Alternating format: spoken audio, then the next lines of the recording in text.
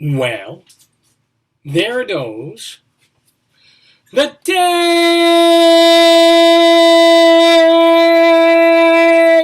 Good morning, everybody. Welcome.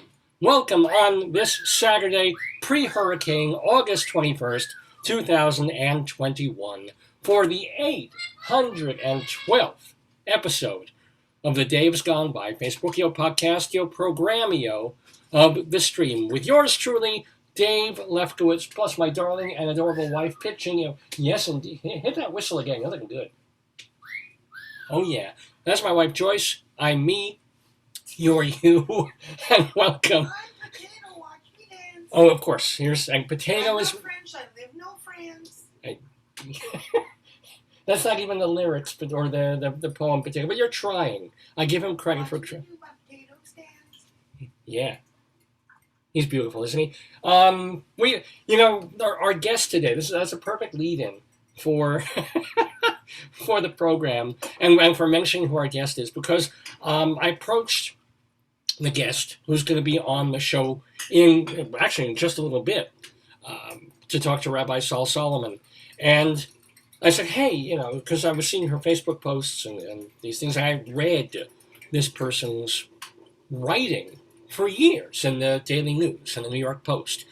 She is a film critic, or had been for many, many years. Then she moved on to a different phase, and now she helps authors, and she edits books, and she works with authors to get books published and to Rise's books and all of that. So about 2 weeks ago, we've been friends on Facebook, but friends who don't know each other. And I said, hey, I think it'd be really cool to get you on the show, especially since we have a couple of... Just Yeah. sip it. Thank you. Little bit. Joyce just made me some tea. Careful. Is it too sweet or not sweet enough? Oh, this is just what the doctor ordered. My throat's a little woolly, as it tends to be this. Don't Yeah. cough like that. This part of the morning. So anyway, I say, hey, we would love to have you on the show, and to interview on the show and play the Today Yesterday trivia quiz. Would you like to come on Dave's Gone By on Saturday? So she, apparently, even after 812 episodes, she had no idea what the hell I did, what I do. So she said, and this is magnificent. She texted back. I started watching, and I said, "What the hell is this?" Because everybody wants a review like that. You tell somebody, "Hey, this is what I do." And here's what I put effort and love and time and years into to creating this show, Dave's Gone By. What confused her? And she was like, I looked at it, she's like, I started watching, I was like, what the hell is this? But she followed that up immediately, because she's a nice person, and then I really enjoyed it. Aww. So I definitely, I told the hired assassins to stand down, and we made up a time and arranged for her to be here in just a few minutes. Her name is Jami Bernard, and she's had quite the life as a writer, because, yes, she reviewed films for two of the major dailies in New York for several years. She's also written books about surviving breast cancer. She's also written books about and weight loss while surviving breast cancer, or something like that. She's written, in terms of film, she did one of the first, if not the first, book about Quentin Tarantino and his filmography and his stance on things. She also did a book on chick flicks. She also did or edited a volume of nude scenes in movies. So she's a pretty open and out there person, we hope, because she'll be talking to Rabbi Saul Solomon in just a few minutes. Now, of course, Rabbi Saul is the founder and spiritual leader of Temple Sons of Bitches in Great Neck, New York, and we're of course very, very proud, in a way, to have him on most of our shows, either doing interviews or his rabbinical reflections. Let me tell you what else is on the program. We have our weekly trivia game, as I mentioned. It's called Today Yesterday, and it's played not just with me, but we'll have three panelists. We'll have Jami Bernard playing against our wonderful regulars, David Sheward, the former managing editor of Backstage and also the former president of the Drama Disc, now a blogger as well as still a theater critic for Cultural Daily and TheaterLife.com. So David Sheward, very formidable player, tends to win about 75 to 80% of the games he's playing in the Today Yesterday quiz against our beloved Leslie Hoban Blake. She is also a theater critic and a former theatrical director, perhaps a theatrical director to be. But yeah, she will be with us this Saturday. She couldn't make it last week. She wasn't feeling well, but she's feeling fine. Haven't heard back from her, so I'm assuming she's feeling fine and will be with us to play the game. We will also have, oh my God, what a packed show, Greeley Crimes and Old Times. This is a segment that we do based on 2 columns in the Greeley Tribune newspaper in northern Colorado. They're real. One column that they do every week is about phone calls that come into the local police dispatch, real people, real problems, and they're contacting the police about them. Public record, they're pretty funny. Plus, our friend of the Daverhood, Mike Peters from the Greeley Tribune, he goes through the newspapers from 100 years ago in northern Colorado, and he finds the funniest, from 100 years retrospect, from 1921, what are the zaniest, funniest things that were in the paper, the goofiest, most nostalgic, most like, oh my God, either times were so different back then, or more things change, more they stay the same. Either way, we mix both of those things up into a segment that we call Greeley Crimes and Old Times, and we do them right here on Dave's Gone By. Also, if there's time, and now I'm not sure there will be, I'll talk about this whole incredible mess in Afghanistan, just because. And it also gets us away from talking about Delta for once, so why not? Plus, we have our Colorado Limerick of the Damned, which is, if you've been watching the show for a couple of years, you know that every week I do a little poem, a horrible, offensive, disgusting little poem about some place or other in Colorado. And this time we're going to Elizabeth, Colorado. Now remember, a limerick is 5 lines. First two lines rhyme with the last line, and the 2 lines in the middle rhyme with each other. So I've had to think of 3 rhymes, kind of, to go with Elizabeth.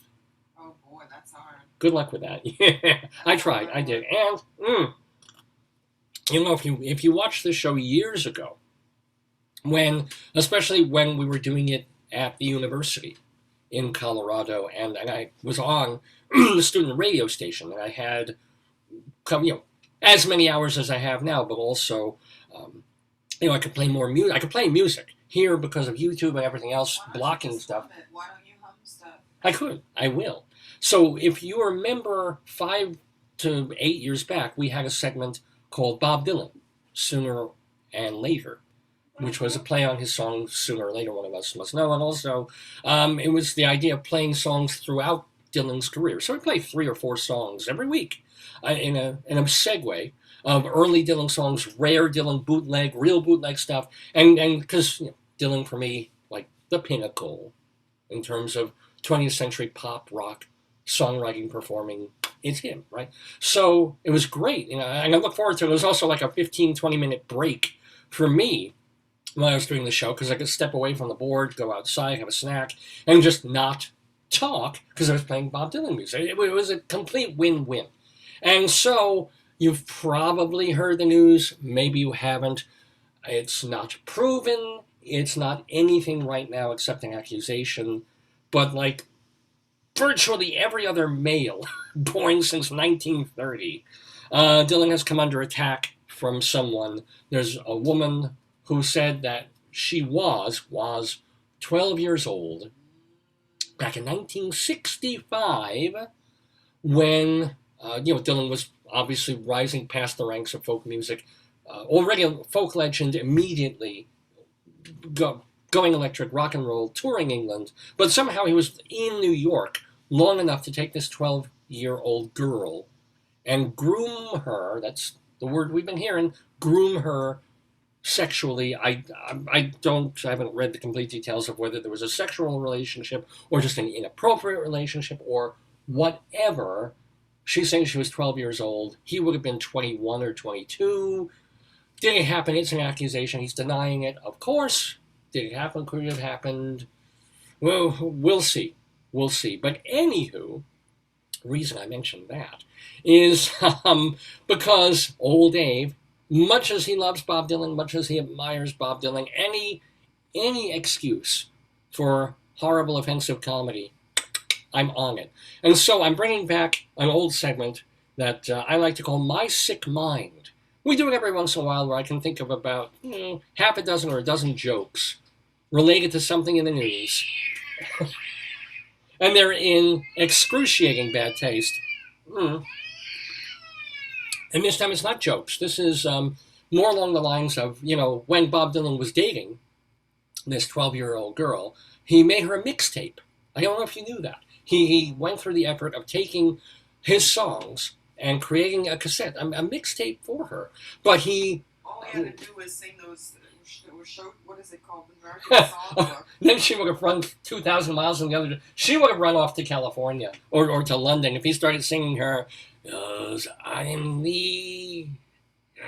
No, but this is back in 65 when he was still extraordinary, but amazingly he was already thinking of songs that he was going to write 10 years later. Because I have a list coming in My Sick Mind of all the Bob Dylan songs that he purposely rewrote for dating this 12-year-old girl. You're not going to want to miss that. My Sick Mind with Bob Dylan. Oh my gosh, but speaking of music, and well, basically speaking of music... Did you play the intro? I haven't played the intro in ages. It's like 10 o'clock. Yeah, I don't know. It's 9:50. Don't even. But I'm not even going to play the intro. I'm going to play some klezmer music. You know why, dear? Do you know why it's time to get all klezzy? Are you interviewing a lady? Well, I'm not, but Rabbi Saul Solomon is going to be talking to Jami Bernard in just a moment or two. Here's his music. Oh, yeah.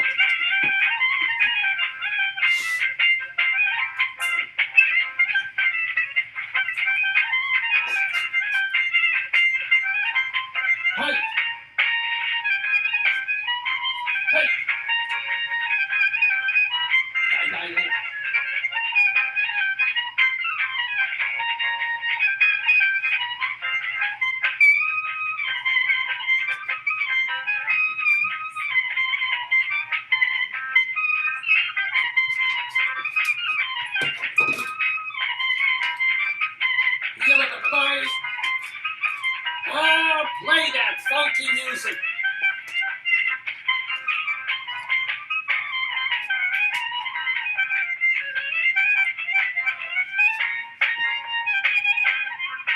Hey.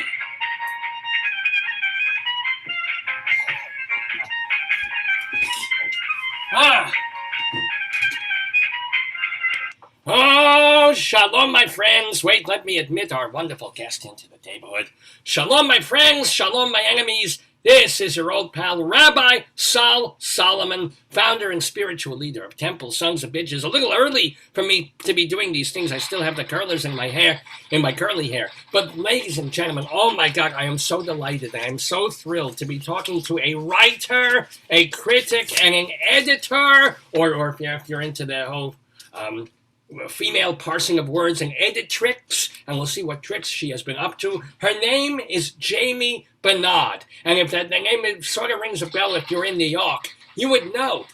In fact, for years she was the film critic for the New York Daily News, for the New York Post. She's also written books about film, including chick flicks, or there should be, now this day and age there are going to be Chicks with Dick Flicks would be a more appropriate one for the way things are going now. You've got also a movie called a book called First Films, all about, did you know that this famous actor was in a B movie 5 years before anybody knew? A whole book of that, plus the incredible Shrinking Critic about going through a whole weight loss program, breast cancer, there and back, and so many more books. But she is now also the founder of Barn Cat Publishing, which is not a publishing house, but she is there to help authors revise their books, organize their books, make pitches, just get published and get published properly. So, and amazingly enough, this woman, Jami Bernard, even inspired a DC Comics character. So did I. They called me cranky old Juperman. But ladies and gentlemen, won't you please welcome to the Daverhood, Jami Bernard! Shalom, Jami. How you doing? Oh, you have to, all my talking you have to unmute. I can't hear you. Please unmute your microphone there. You didn't want to really hear me, did you? Is that No, it's all about me. Okay, yeah. How are you? I'm good. After this big introduction, I'm like, whoa, I'm somebody. Thank you. Thank you, Rabbi Saul. You're most well. You're not only somebody, you're two people. You're 10 people, considering all that you have done in your life and all that you have written about. So first of all, how has it been? You're in a pretty good job for a pandemic. Because you read, but you help authors, you Zoom with them, you talk with them, and you help them write, which is a very solitary kind of a thing anyway. So how's the pandemic been for you? It's been great. I'm sorry, but it's been great. Because? Well, first of all, people were locked up in their homes and some of them couldn't do their job. So anyone who wanted to write a book or had thought about it was like, I guess I'll do it now. And they needed help. So I had more clients, but also, so I spent 20 years as a film critic, and it was all like Cannes Film Festival and, champagne and the dinners and the celebrities. But I am an introvert. Even my friends didn't realize I pass, but I'm an introvert. And the pandemic was like, oh, what relief. I don't have to go to dinner parties. I don't have to explain why. I don't have to weasel out of, like social invitations. I love puttering around by myself. So it was great for me. Well, Leslie, you're vaxxed, are you healthy? Have you had any COVID incidences at all? No, I've been very healthy. I got an early vaccination. Of course, now I'm going to need the booster shot. Yeah. I was very cautious, but it was, I revel in being solitary. So there were people who were really upset, and I have this neighbor. We call her Sandy Comedian because there's another Sandy in the building, Sandy Nurse. So Sandy Comedian, every day at 8:00, she would do a Facebook thing, but she's usually very funny, but she was so upset about being closed in the pandemic that she'd be crying and I was like, I can't listen to this podcast anymore because I don't feel that way. Sorry, my cat is. No, by the way, I appreciate your tuning into this podcast. I love what you wrote to my friend Dave, who is the producer. You started watching, it's like, what the hell is this? What the hell is? And then you're like, oh no, I'm just kind of entertaining. Well, at first I was going to turn it off. No offense. Don't tell Dave. Don't tell Dave. Okay, but I was going to turn it off. It's like, what nonsense is this? And then I sort of got hooked, and it's like, this is really fun. There you go. There you go. I did read the line about not holding a candle today, but we'll talk about that later. Sorry about that. I do hold a yard side candle whenever I can. But let me ask you, you seem like a New Yorkie. You're living in New York. So Bern Cat probably is like the least New York name for a publishing company. And where did that come from? Actually, because I have cats and they are not pedigreed cats. They're like barn cats. Well, they're adopted. And I like the idea of non-pedigree, of like, the cats who they know who they are, but they don't have to be like an award-winning, do you know what I mean? Close to the ground, able to, hear and manipulate and do you know what I mean? It's hard to explain. I looked around, I was like, barn cat. Yeah. Plus I'm such a country girl. And, I spend a lot of time, I live part of the time in France when there's no pandemic in the country with friends of mine. And I love to say, I'm a country girl. And the laughter, because I'm always like, what's that? Or what's this bug? Or, like, there's a pigeon in my room. Un pigeon dans ma chambre, and like just freaking out all the time. It's like the line from Annie Hall where I can't be in the kind of dead moths behind screens. It's like, no, I can't. It's sort of like that, but I love it there anyway. But so I thought barn cat, and then I tried to reserve the URL, but it was already taken. So I called it Barn Cat Publishing. But I need to correct something here, Rabbi. I need to confess. Oh, that's the wrong religion. See, it's not a publishing house. I help writers get to the point where they can be published. But that was probably a mistake of mine to call it Barn Cat Publishing, because then I get letters saying, can you please publish my Of book? course. Because I have 5 of my Torah-related manuscripts in the pipeline to you. And I'd love to look at them. I'd love to, Rabbi. So I'm so busy. And they're in Armenian. So it's really, nobody's touching that. Nobody else is writing that. And I go on TV. I can pitch. It's a one of a kind. Which is interesting because I don't even speak Armenian, and yet I wrote it now. It's amazing. Let me. I brought in. I just occurred to me to mention, going back to film for a moment. I brought up Woody Allen, and then there's what's his name, Jeffrey Harvey Weinstein. And does that, if you were still a film critic, would you be affected by? Would you discount liking certain people's films even though they turned out to be allegedly horrible? Would that make it? Would you not see a Miramax film anymore, or how would you? Well, I think those are two different cases. Okay. I mean, I had to deal with Harvey a lot when I was a film critic. It's not a COVID cough. It's a. Oh, you gave it to me. You coughed right in the camera. Now I have it. I'll look away next time. No, it's an asthmatic, automatic. It's all. It's an auto-asthmatic. Yes. Yeah. So Harvey, and he was very. Hold on. I've got. Oh, where is my thing? I have the little pulsimeter. Wait, that takes the temperature? No, that's for the oxygen level. Right. Yeah. No. This is a thermometer thing. This is a. No. I'm sorry. Bend over. It's the old style. No, I kid. So continue. Also, Harvey. So first of all, he was very instrumental in one of the books I wrote was a biography of Quentin Tarantino. And he gave me access to, well, I had already met Quentin several times. He was on board with it, but Harvey gave me access to every actor, Bruce Willis, Uma Thurman, everyone who worked with Quentin Tarantino, yeah. Q, as we call him. Q. No, his mother does, but not me. So he was instrumental, although he did not. What kind of language is allowed on the screen? Oh yeah, please say any fucking thing you want. Go ahead. He didn't jerk off into the potted plant with me, which offends me because. What? Wait, ha! I've never heard that phrase before. What? You've never heard this phrase before? Honestly, no. It's not in Exodus, then I don't know it. He's never jerked off into a potted plant. He never flowered a potted plant with his. No, I don't mind the language of it. I'm saying what you mean by it. What does that mean? Yeah, no, I get that. Oh, I get you. So in other words, that's what Harvey, what he did apparently. I thought he was just molesting a lot of people. Got it. Okay, sorry. So, but the thing is that even back then, we all knew, we didn't know the extent of what he was doing, but we knew he was doing these horrible things. We knew. Yes, everybody knew. Not the extent of it, not the particulars. And we knew which ones sometimes who, anyway, what could we do though? In fact, I wanted to write a piece about it, but there was no way back. We need proof. You can't write something like that without actual proof. To go on the record. Yeah. You need, he would have shut it down in a second.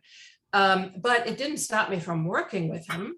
He did a lot of good things as well. You know, he ran the Amphar auctions in Cannes every year for a long time. And although you probably won't want to hear this, but no, I'm not even going to say. No, I have no particular plus or minus for him. If you want to say something terrible about him or me. No, he is a terrible person. That's true. Nasty.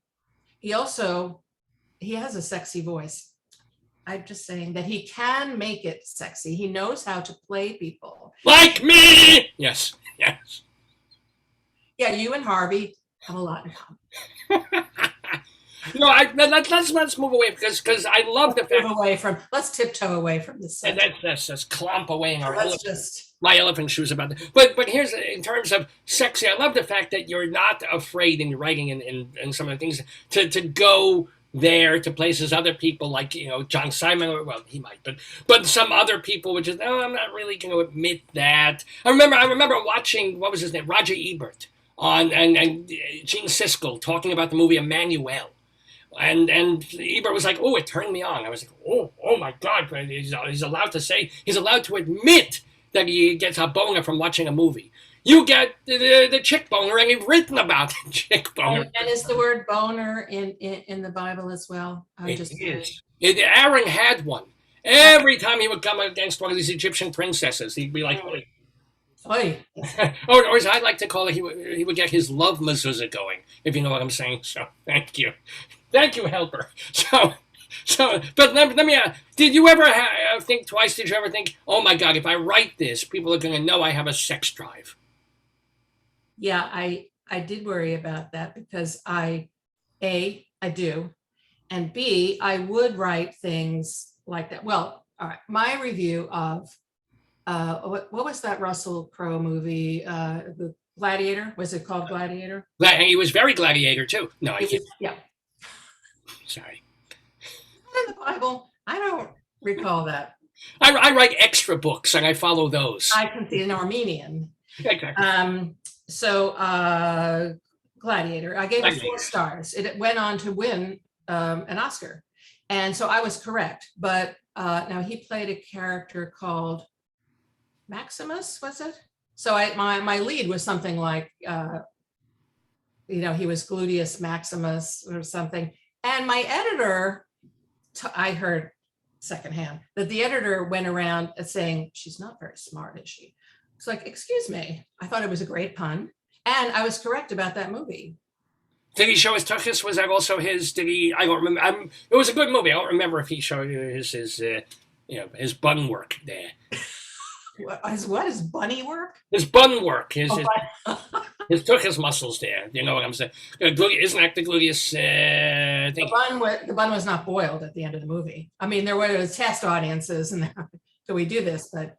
Well, let me ask you a question. But then you even didn't you edit a book or put together a book about naked scenes in movies? What was the name of it? It was. Well, I had a couple. One I wrote called Total Exposure. All my books are. Oh yeah, please hold them up, and people can still get them on Amazon or on your website or something other than. Yeah, but I have nothing to hawk today. Oh, good, fine. So when I do, I'm coming back. Absolutely. You, Rabbi Saul. Yes, because Dave can't hold a candle to me. Never keep that down. All right. Yes. So I wrote a book called Total Exposure, which was about nude scenes and how it helped or hindered individual actresses or actors' careers. Actually, back then there weren't that many actors naked. But then I also edited a book from the National Society of Film Critics called The X List. And it was full of, Well, critics say it wasn't porn movies. It's just no, but hot scenes in movies like My Dinner with Andre when they're sitting across the table. Oh yeah, that was hot. The talking. And when Wallace Shawn, he linguistics. Yeah. Anywho, we're talking with Jami Bernard, ladies and gentlemen. Now, first of all, I've got so many questions here. I don't even know where to continue. When you are a critic, do you acknowledge a bias for and against film? Like you like noir, I can never pronounce that word, noir-y, thrillery type, old gangstery kind of movies. Maybe there's kinds of movies that you just don't particularly normally care for. You go to see them. Do you let the audience know in your first paragraph or second, generally, this is not my kind of movie, but this one was pretty damn good, or what? Well, I wouldn't say it exactly that way. I don't like slasher movies, but what I did was I familiarized myself. I know. Yeah. With what people liked in those movies. And in fact, I started writing freelance for Fangoria magazine, the great editor, Tony Timpone. And so I got to know why they liked it and what they liked about it. So when I saw a slasher movie, I could appreciate whether it was a good slasher movie or not, even though personally, and since I've stopped being a critic, I don't watch those. Right. I would not, as much as I would think it would be a wonderful job to see the latest Bertolucci, but back in the day, the latest Birdman movie, the latest thing coming from Scorsese. But then every time I also have to sit there every Friday in October and see things of just people being diced and sliced and horror and terror and like, oi, oi, oi, oi. It's like me going to the dentist. I don't, So, Well, you find your way into things. So, for example, with slice and dice movies, you can learn a lot about prosthetics and about special effects, and you can appreciate it on those levels as well. And also, every year, I don't know what it's like today, but when I was a critic, there were about 350 movies a year from Hollywood. I had to see all of them. So when people say, "Oh, that sounds so swell," they're thinking of the 20 movies that year that were really good. They're not thinking of the others that I could not walk out on and had to watch. I had a great deal of patience. Yeah, I mean, and it's, nowadays, critics, especially over the pandemic, they get a DVD, they get a screener. You had to go to like Magno Sound, I'm sure, in the Sony building and where those places to see these things way back. And then you go to one, you have a little bite to next one, like 3 or 4 a day sometimes, I assume. Yeah, there were 3 or 4 a day. And at a film festival, I could see up to 7 in a day if I timed it well. And then write about them. That was the thing. You also had to make the time and stay.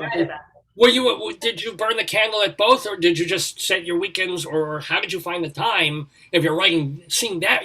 Even theater critics see only one show a day. If you're seeing 2 or 3 movies, why did you write about them? Because they're pikers, those theater critics. They can't take it.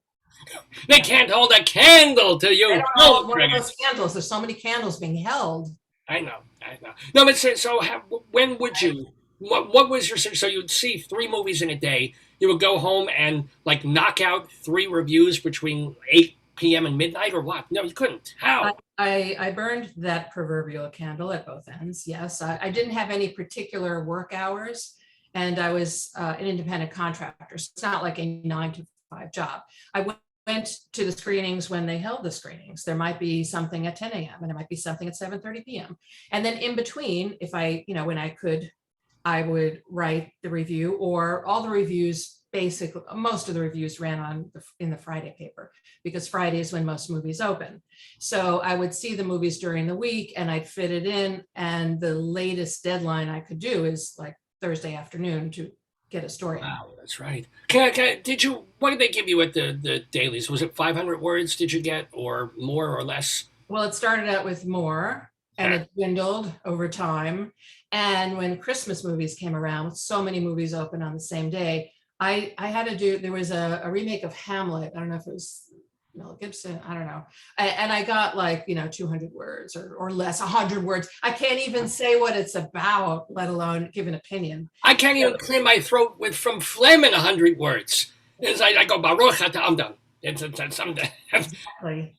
So do you miss, though, I'm sure some days you do, some days you don't. Do you miss the prestige? Do you miss the life of, I'm going to the movie, I'm seeing my name in print in the New York Daily News? I see. I thought with that question, you were going a different way. I thought you were going to say, do I miss that job or being a movie critic? No. And I haven't missed a day. I haven't missed it a day, because I'm all about moving forward. Although I don't like change. It's an odd thing. You're Jewish. Yeah. But if you ask about the prestige, yes, I missed that, especially at first. I knew this was going to happen. I knew I was going to lose my job. I was very highly paid for a journalist. And it's like, these days are dwindling. Plus the rise of the internet, the democratization of opinion. They no longer needed high-priced individual columnists. Because anyone and everyone could give an opinion, although, being a movie critic is more than just, I liked it. Not in 200 words, really. It's only, I liked it, really. 150 words. It's like, I liked it. Here's a very quick reason why. Buy tickets not. Well, yeah, you have to. You're not James Agee doing that, yeah. James Agee was in the Times crossword puzzle today. Ooh, I did not see the serendipity. How we're connecting here. Look, hey. Hey, do you have any stories or anecdotes about film critics that we all know, either the dead ones like Ebert or Simon or Siskel? I'm sure you knew them all. Or if you want to, Rex Reed is still living, Armand White, who nobody agrees with, any of these people. I know things about all of them. Oh, tell me the dead ones, because you don't have to. You can All right, well, so prevaricate. it's not all gossip. It's just, true things. So Roger Ebert, he wasn't just a critic, and he won. Was a Pulitzer, I think he was. Yeah, he won a Pulitzer for criticism. He was very tech-minded. And in my first year covering the Cannes Film Festival, I was in the same hotel with him. Yeah, the hoity-toity, we were all on this. I was kicked out of that hotel. The next few years I stayed at the, if I could remember the name of it. It was like so not spectacular. It'll come. Jade Inn on Route 6. It was, Yeah, it was a something long like commute. that. Exactly. Like that. It was like the Aloha. Motor Lodge. Like that. Or Yeah, as it was an Ben indoor Brandt, bucket. You're right. Yeah, okay. Lodge. But an Ebert story from that. So he, I couldn't get my computer. Those days we had modems. We had to connect things, and I couldn't get it to work. It didn't have the right outlets or whatever. And so Ebert came up to my room with like a little screwdriver, and he took out the whole phone thing and he put it. So he was able to hook up my modem. That he sounds like a mensch. In a lot of ways, really. I saw the documentary. Yeah, did the documentary catch him? Did you watch that one where it showed him at the end of his life, and also it's really good. Where would I find that? I guess it must have been on Netflix. I rented it. It's put together post mortem, and you see him unable to, with his jaw down where my elbow is, but he's still, he's Ebert. All right, what about a John Simon story? Well, John Simon, as you know, was very opinionated. No, yeah. And I was, I became chair of the New York Film Critics Circle one year. So the year before that, I was the vice chair. So as the vice chair, it's like putting a wedding together in charge of the seating and whatever. And I had my crew, to sit with me. Sorry, I'm getting text. Your pizza's done. What is that? He was in the middle of like my friends. So it's a round table, and I asked if he would mind moving over a couple of seats. He refused to do it. That's the kind of guy he was. Yeah. Oh, someone just reminded me recently. I just want to say I was very funny when I was the MC of that dinner. I'm sure you were. I was so funny. I was on fire. Patton Oswalt couldn't hold a candle to you. No candles. No. And someone reminded me that I said off the cuff that the losers of the night would have to sit next to John Simon. Got a big laugh. Yeah. Not from him. Yeah, because I don't mind your dissing on it, because Dave, the producer of the show, used to know him. And I had no problem. He was very courtly. He was very nice, except the one time when he promised to be on this program. Oh, he didn't come? And he blew me off. The son of... wait, can we show this? Stan, there's a fan of the show. I actually have a fan of the show who decided he is taking me and or Dave and put them into Photoshop situations. I don't know if you can see this. Oh, I can't see it too well. It's a little too, I can't know. I'm seeing. We'll show that later. That guy in the middle is me. Oh, I see that with the nice hat. Yeah, isn't that lovely? Where's John Simon? No. It's got nothing to. It's just they put no. It's someone is a fan art thing that fan art. Fan art. That's fan art, yes. Fan fiction and fan mathematics, which I don't understand at all. Yeah. Well, I see some of it behind you. You have numbers behind you. That's a kind of a fan. It's certainly. Well, this is our 812th episode of the program. That's why we're doing. It looks like it's August 12th. Oh, oops. Because it's. Oh, I see. It's so your head. Well, I need room for my head. It's because you're a big head. I have an enormous Jewish head. No, we don't. I'm going to ask a little bit more, though.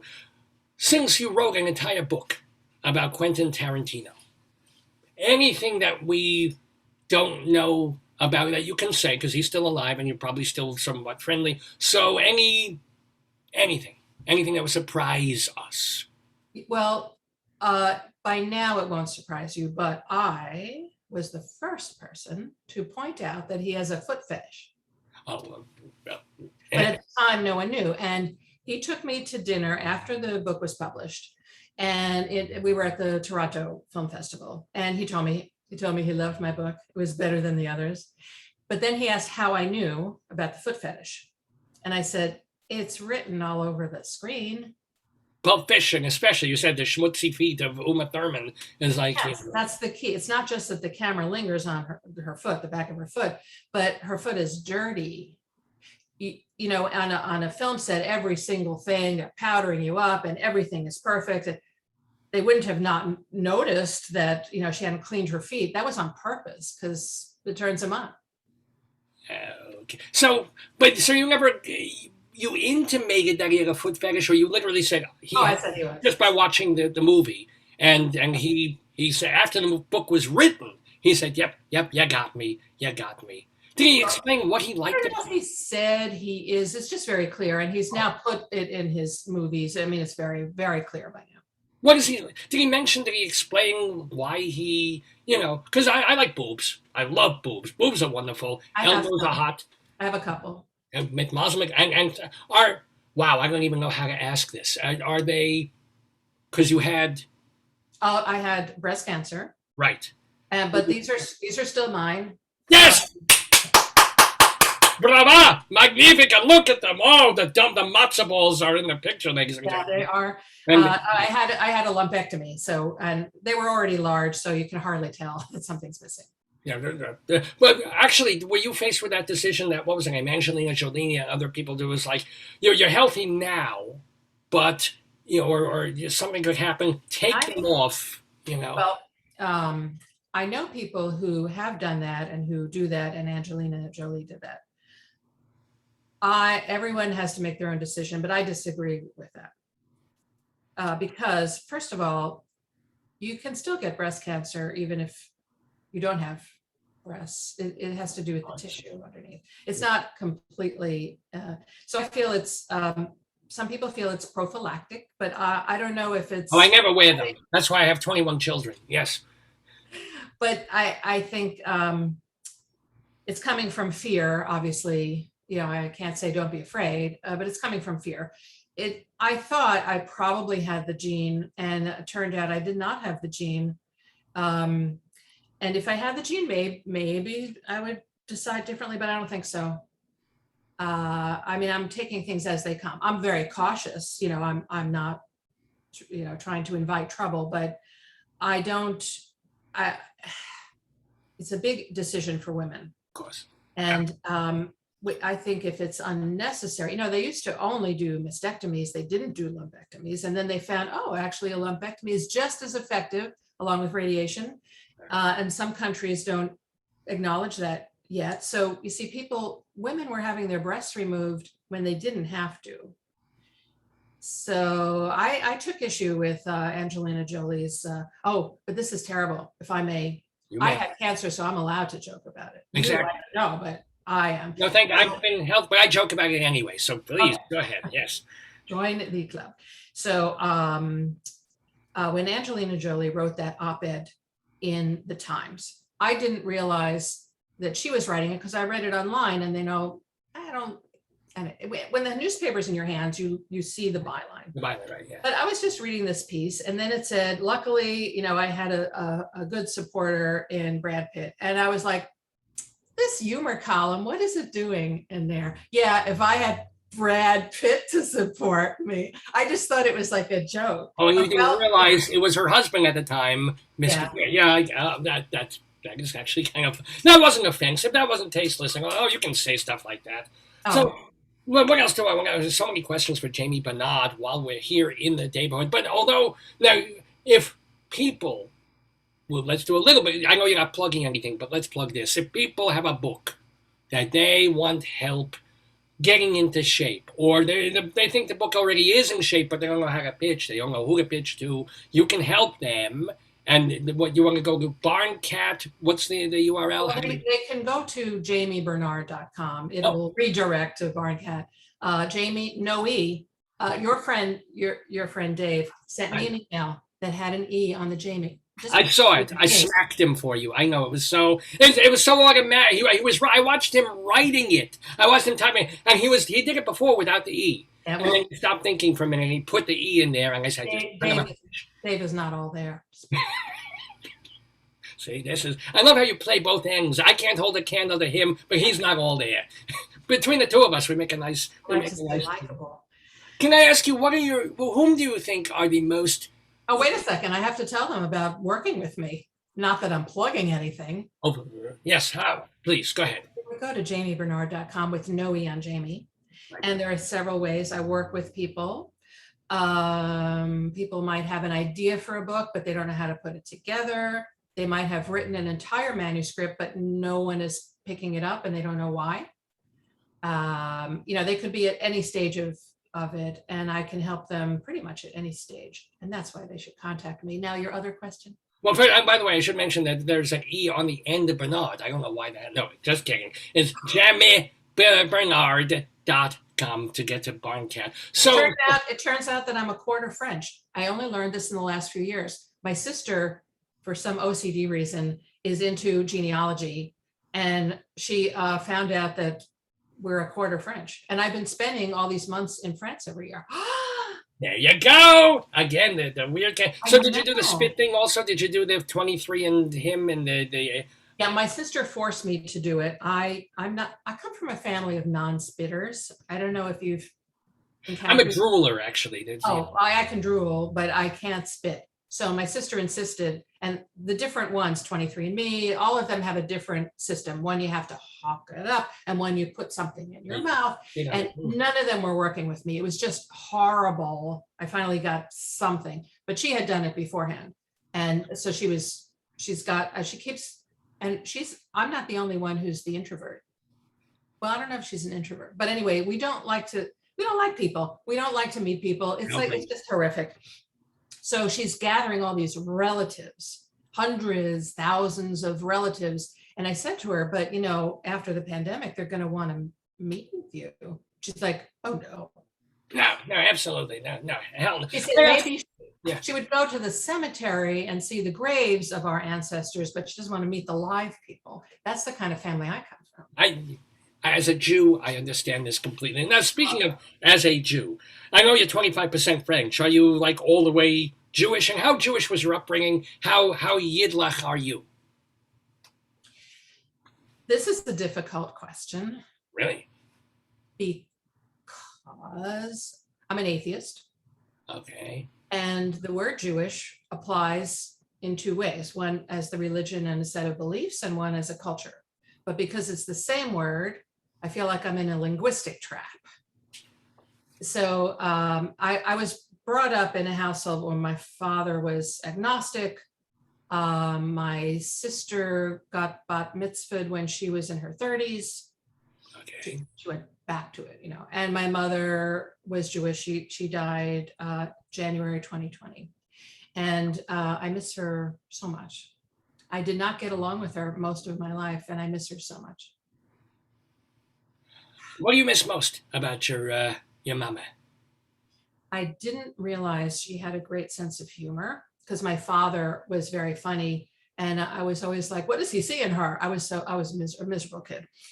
No, she wasn't the greatest mother, I have to say, but she was misunderstood. I didn't understand her. And once my father was dead and she was in the nursing home, I'm like, she has a great dry sense of humor. In fact, she said, we're at the nursing home. My sister and I are visiting her, and we're talking about the old people. And then she said something about the kick the bucket list, who's going to die next. But she was in a nursing home in Manhattan that was mostly Hispanic. She had no one. She grew up, and my father grew up speaking only Yiddish in the house. And she had no one to speak Yiddish with, and she had no one to be funny with because they did not get her humor. Oh. And she was the only person who read books. She had a Kindle, and they did a big article about her, front page of the nursing home Gazette. Nursing home news. Yeah, because it was like, she reads books. Whoa, what's that about? Well, nobody else there can see. They're all like, oh, there's a letter A. Well, yeah. Well, let me ask also, because we have just a couple of minutes before we have other people coming in, and we've got a trivia quiz to begin, and Dave will be doing that. But so I only have just a couple. Can I ask you? Can you name one or two of your very favorite? I know you probably have a dozen favorite films of all time. That's my least favorite question. I like Dave better now. Again, Oh, you're out, Rabbi Soul, because I will explain. But I know you have a time limitation. I well, can talk forever. all these guests are always late. They're Oh, okay. always fucking They're- late. So go they're ahead. They're Yeah. like the John Simons of yeah.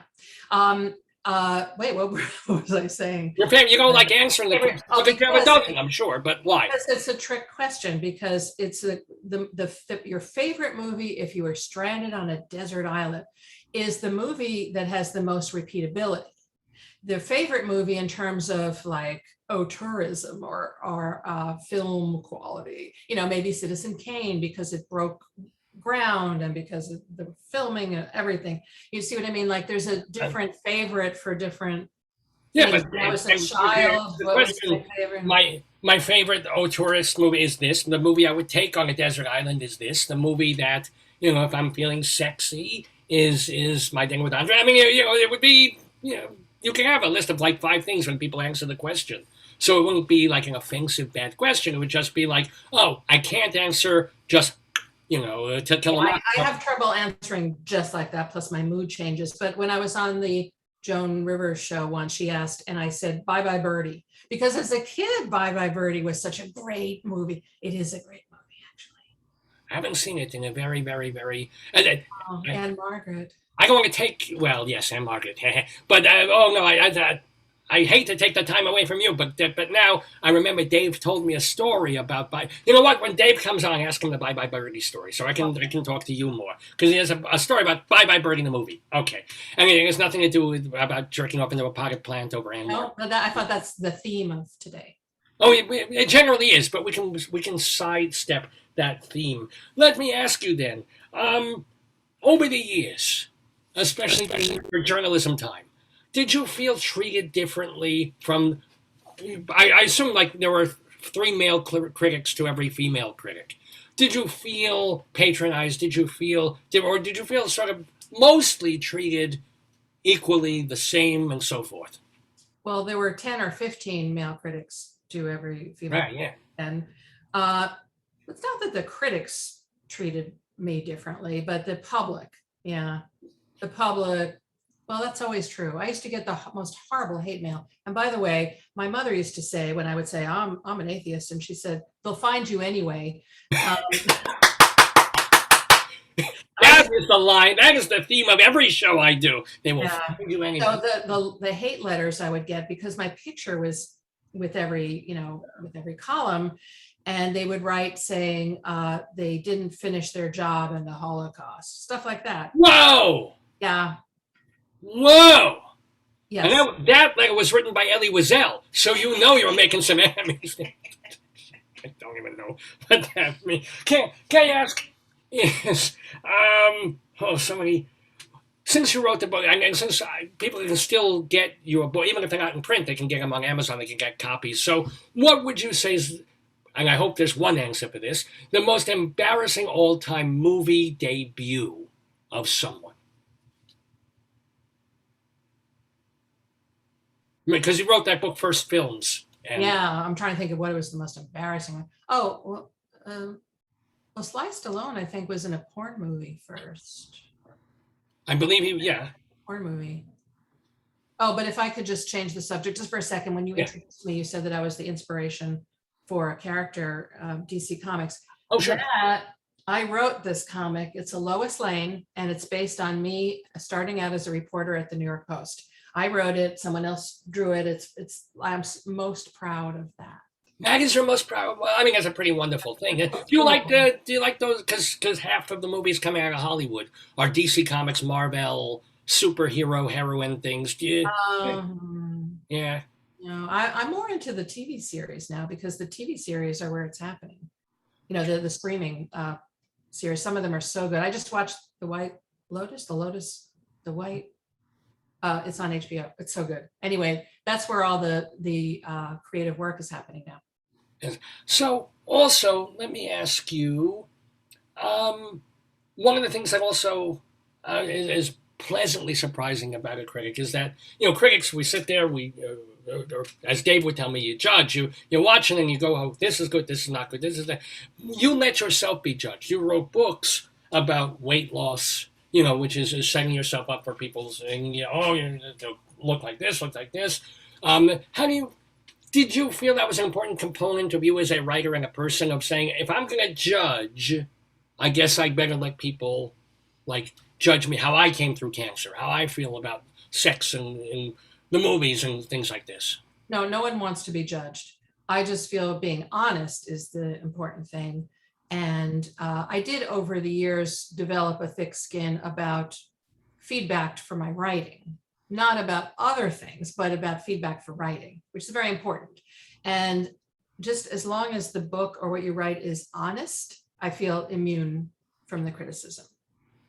Speaking of criticism, you mentioned also the democratization of, how do you feel, because you can say, as you were saying, that there's a difference if you have an intelligent critic, a film critic with a lot of experience and background and maybe went to film school or whatever, versus someone who is really, really smart, loves a movie, goes crazy and writes this dissertation about a movie and posts that on a blog, and it is going to be better than something the critic wrote, except that other person doesn't have to review 8 other things that week or that weekend.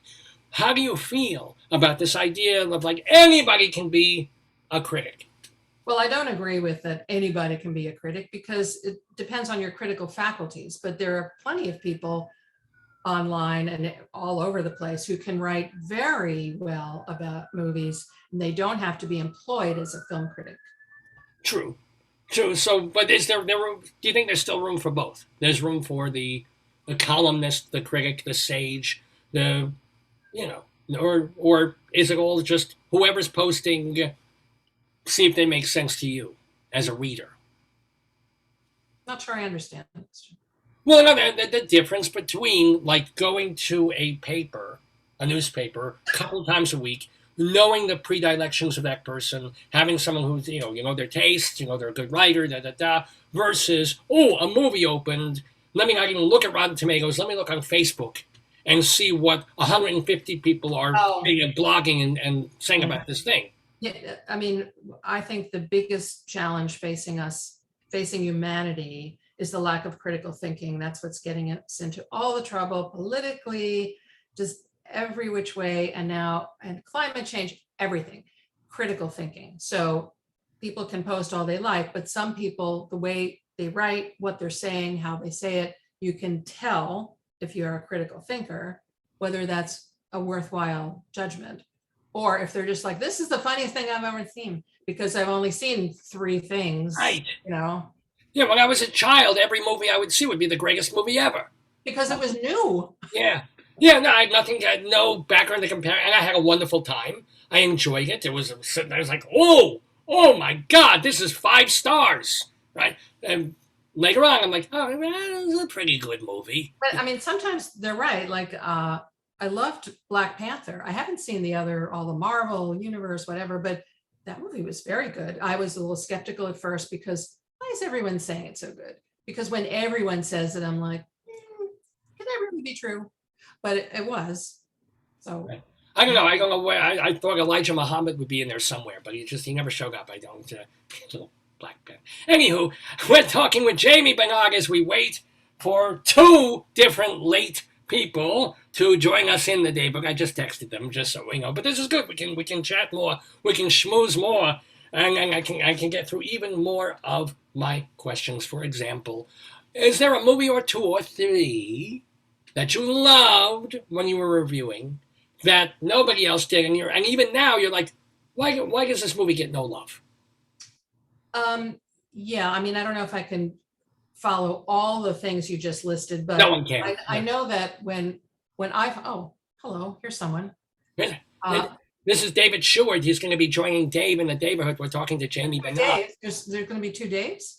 Well, there's a David, which is David Sheward, who is. Let me say that Jamie is answering a question. Then I'll introduce David. Then Dave Lefkowitz will come on back to the show and get the quiz started just in time for Leslie Hoban Blake, who I'm sure will show up at 11:30. But David, it's all about me right now. So you just. He's muted. He can't even say anything yet. I know. So Jamie, continue, please. So the movie Pootie Tang came out, and it was great. Was that the Louis C.K. one? Or Yeah, no? Well, He directed that. Didn't he do Pootie Tang? involved in it. I just remember Wanda Sykes was in it. It was just so funny.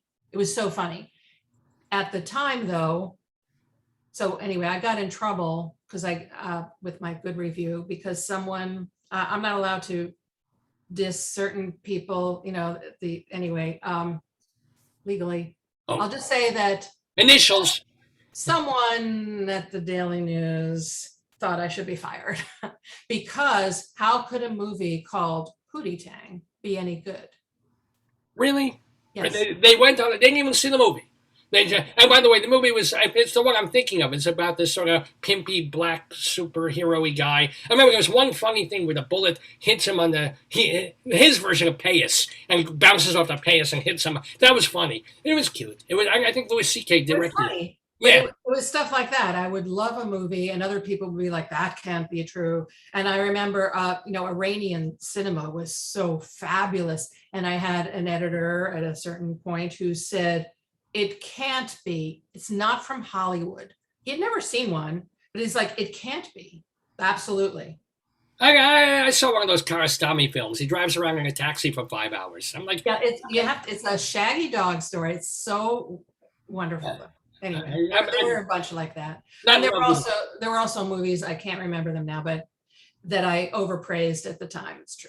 Oh, we can't remember any of them. That'd be interesting. The file cabinet of my mind doesn't work that way, which is why I'm a little nervous about this upcoming, trivia. My first TV appearance was with Joe Franklin, and I was so nervous, and I said, "No trivia, though. No trivia. No, please." So I said, "Okay, no trivia." I'm sitting there, and by the way, I'm sorry to take up time for the new David, but I bought a new velvet skirt that I was going to wear on the show. And I was so nervous, I placed my palms down on the skirt. I didn't move. And at the end of the show, I had to throw out the skirt because there were palm prints.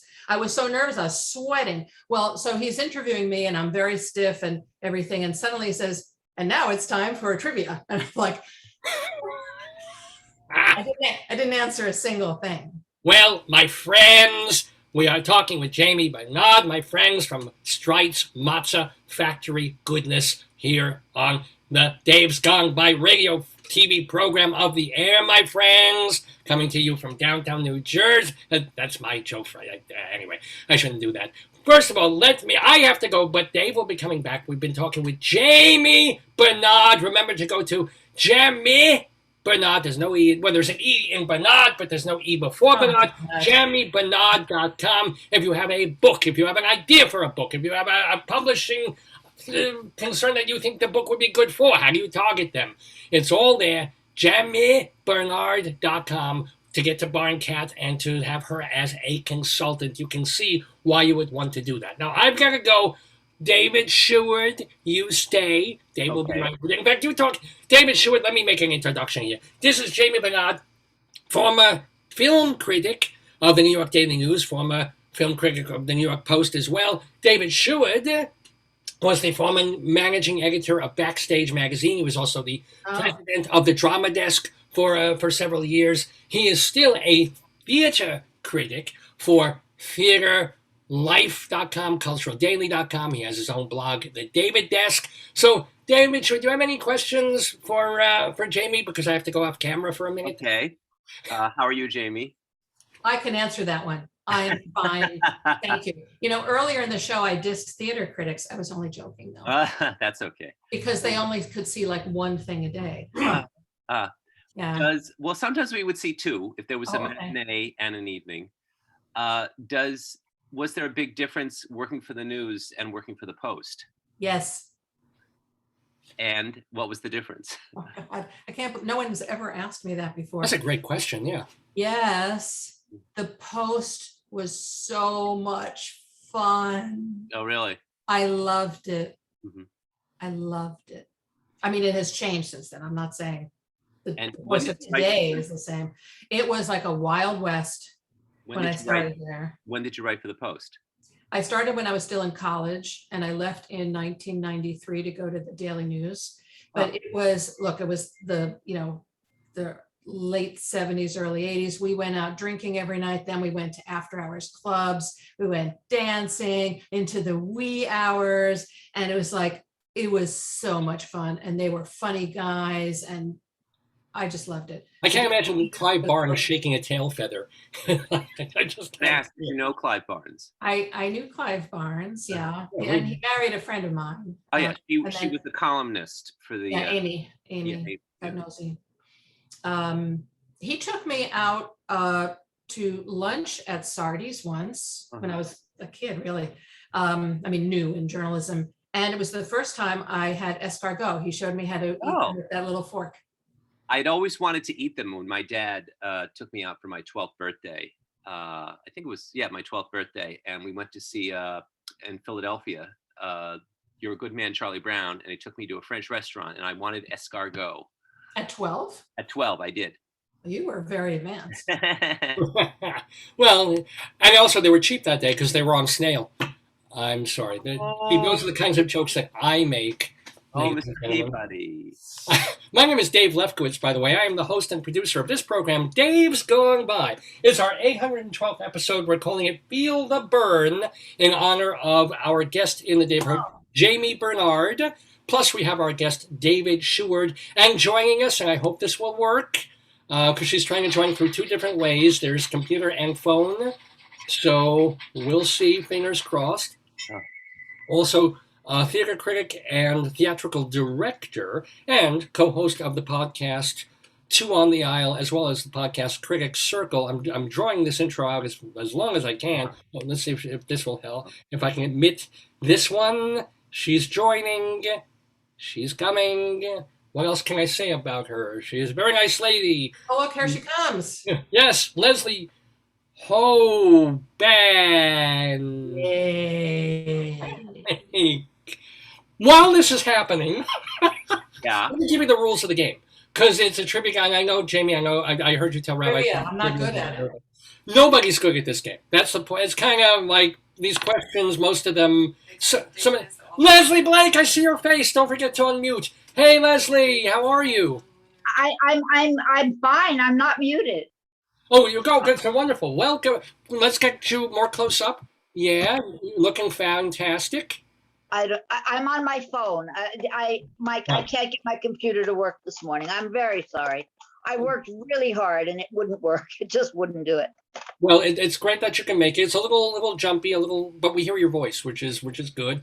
How you feeling?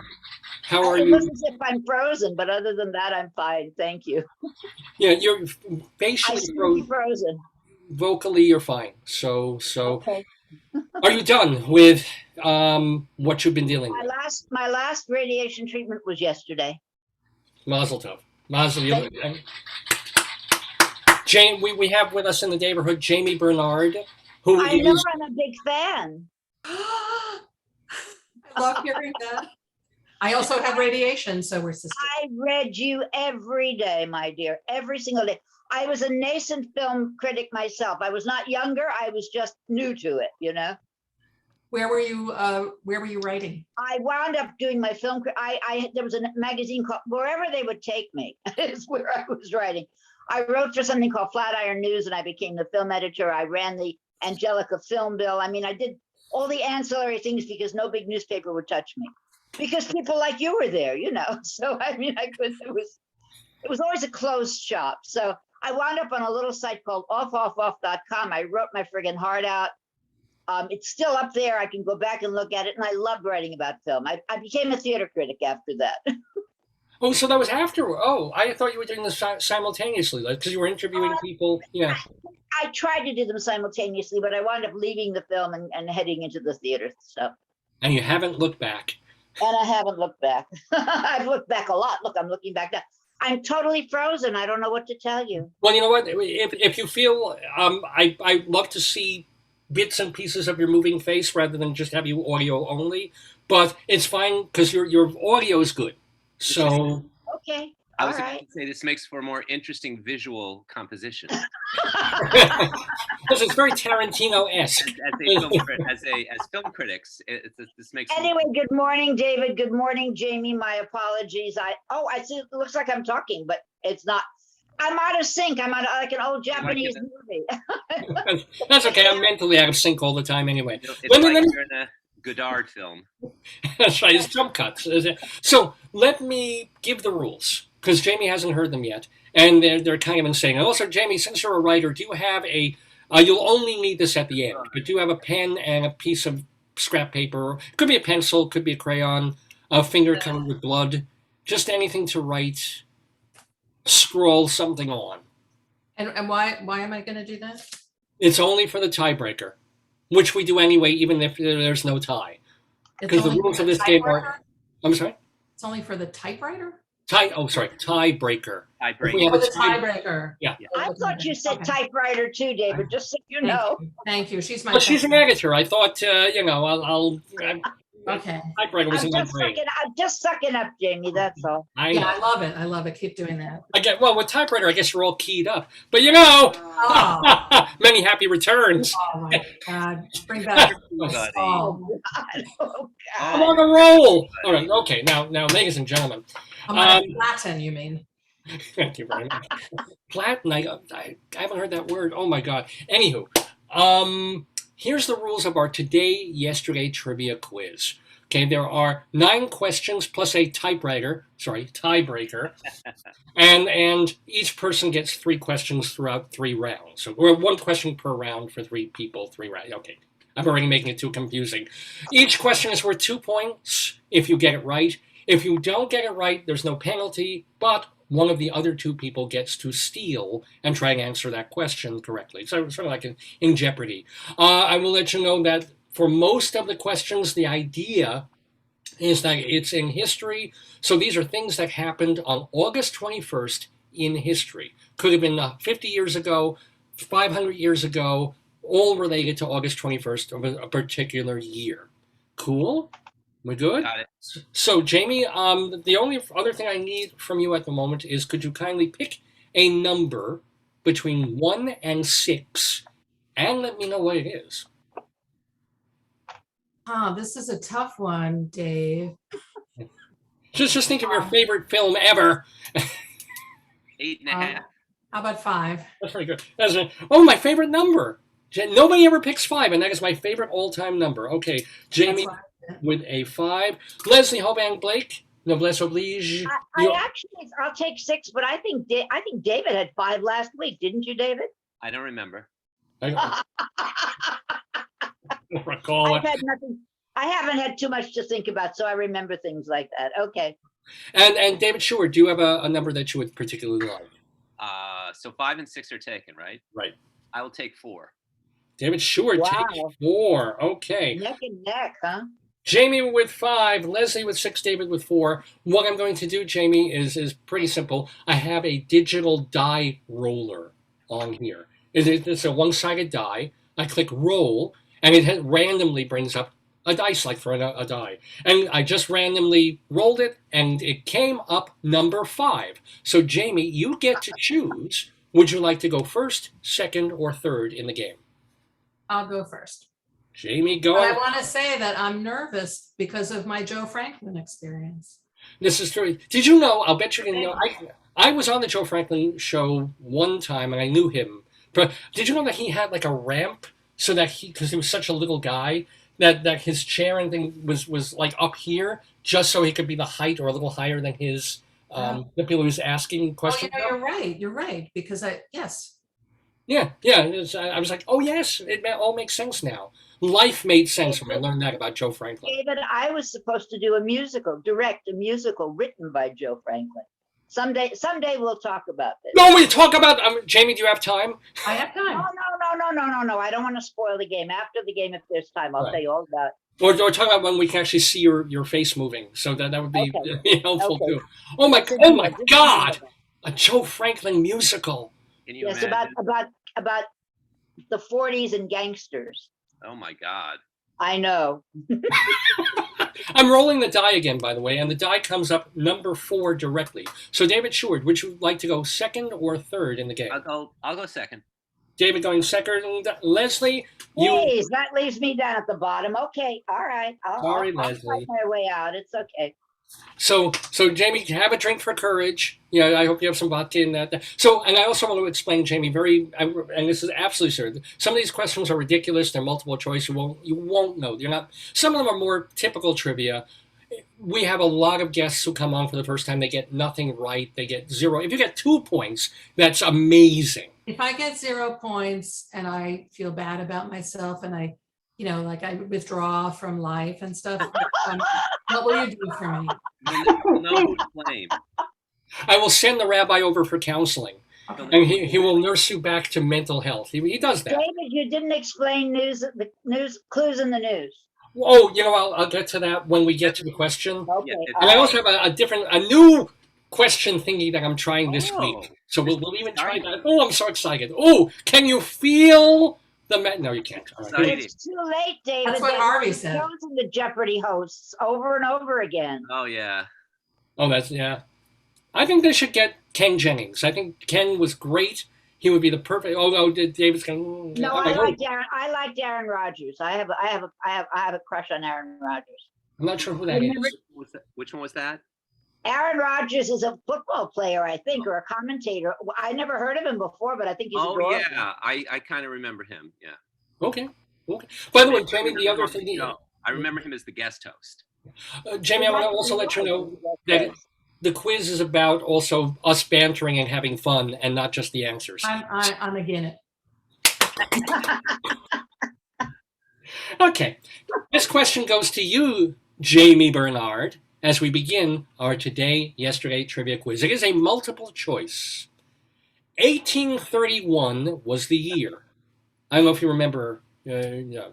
But in Southampton, Virginia, Nat Turner led fellow slaves and free blacks in a rebellion against Southern whites.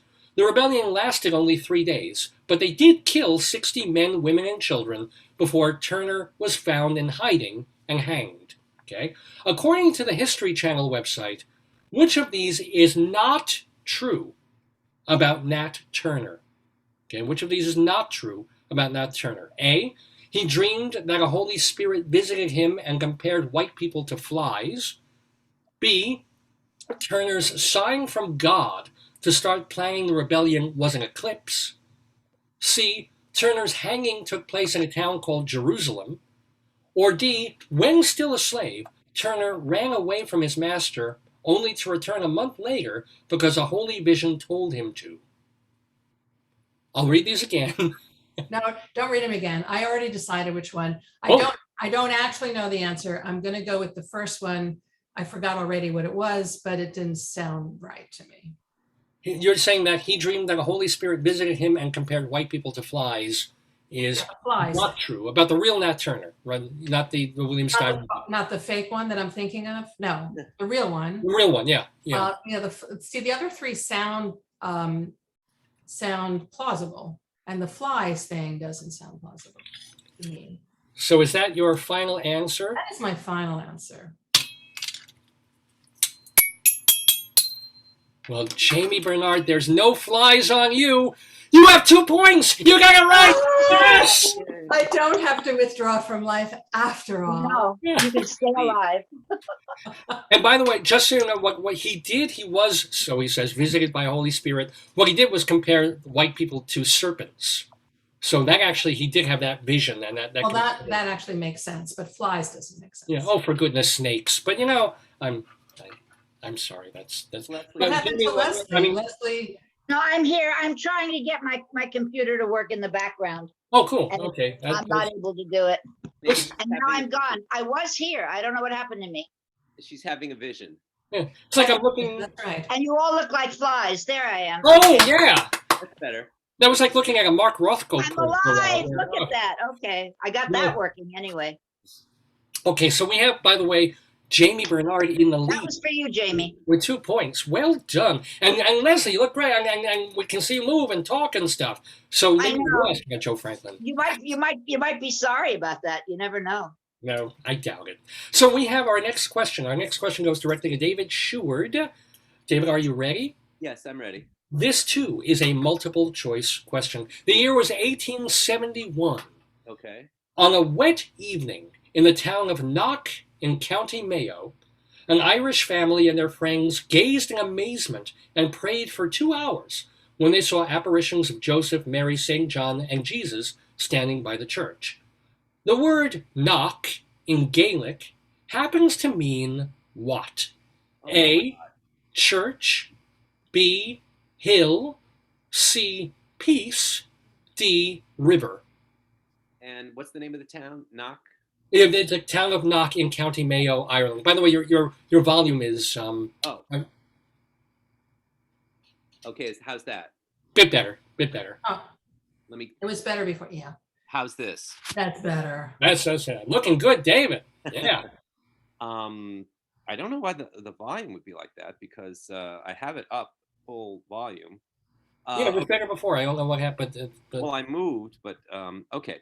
So, what does knock mean in Gaelic? And the choices are A, church, church, B, hill, hill, C, peace, peace. D, and river. Okay. Now, Jamie's question was answer A, so that means that this is not A. So I'm going to eliminate A. I'm going to be like, pretend this is like the SATs. Like you're taking the LSATs. LSDs. LSD. Okay. Okay, so that leaves. So it's not. The first one was. So it's either hill. What are the other 3? 2. Peace, Hill, river. peace, hill, peace, river. I'm going to say hill. Knock sounds like. Or well, knock sounds like lock, but that's Scottish. I'll say hill. Final answer. Yes. David Sheward, don't knock it till you've tried it. You got that answer correct. Well, Oh, there it does good. mean hill. You guys are on fire this morning. I better keep up here. Wow. And by the way, Knock is still a big religious site for popes to come to, and there was this big vision thing supposedly that has made it a place people go in Ireland if they're looking for a religious. And how is knock spelled? Well, NOCH. well, in a lot of different ways. In American, it's knock like knock on the wall, but the word in Gaelic knock is CNOC, so they can really pronounce knock kind of like that. So, I sounded like Rabbi Solomon for a moment there. All right, let's start praying because we saw this vision. The Irish are the lost tribe, you know. Of what? Of what? Of Israel? You said it sounded like Rabbi Saul. I Oh. was saying the Irish are the. You got to keep up, David. I'm sorry. I have a joke there, but it's too offensive, so I won't make it. So anyway, Yeah. moving on Oh to my God! If it's too offensive for David, forget about it. Rabbi Saul. Look at me. But here's we have now the question that will go directly to Leslie Hoban Bakeman. Leslie, you get to be the guinea pig, as it were, because this is a whole different. Oh, thank you. Okay, great. All right. Well, that's why we randomized this with the Bring it dialogue. on. Come on, bring it on, David. Let's hear it. There we go. It might be fun. I call this Mad Scramble. Mad Scramble. Because the answer, I'm going to give you the letters to the answer, but they're scrambled. I will hold them up and show them. So it's an anagram, otherwise known as an anagram. Yes, a pangram. Yes, or except there's not 7 letters. Here we go. Does anybody else do the New York Times pangram? I love Yes, I do them every day. Every day. Every day. I'm with you. So, but this is not a pan. This is just a few letters because you cannot. Here's the deal: you can't write. You have to do this in your head.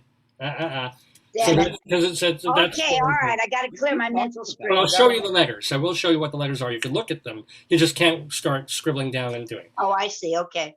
The year was 1904, and the last name of this person is scrambled. I will show it to you. Born today in New Jersey is this musician who first came to prominence with his band, the Barons of Rhythm. I can't see it. Oh, I can't see what you're showing me. I'll read it out. I still can't see it. Okay, All right, go ahead. I'm reading them out. I, S-E-A-B.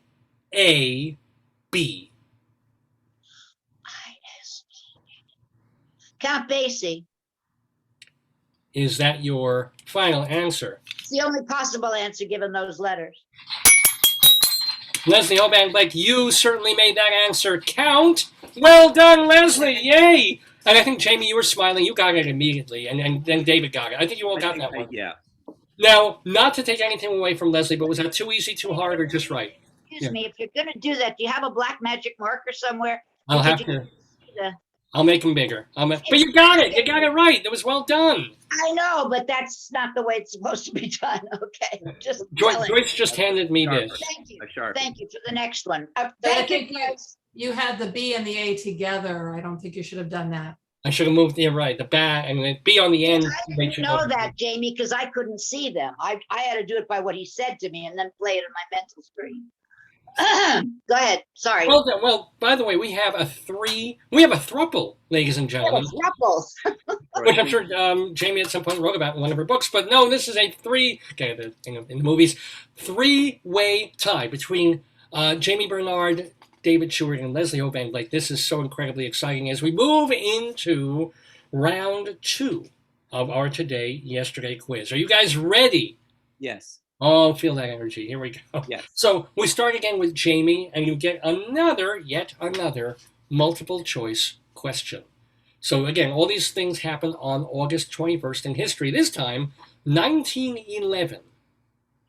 Vincenzo Perugia, a worker at the Louvre, sneaks in the night before a holiday and steals the Mona Lisa. He was caught, of course, and the painting brought back. But which of these is not true about the whole incident? A, Perugia's motivations included wanting to take the painting out of France and bring it to Italy. B, Perugia kept the painting for only a month before a combination of guilt and being unable to sell it made him return it at the nearest police station. C, Perugia spent only 7 months in prison for the theft. Or D, Picasso was initially a suspect.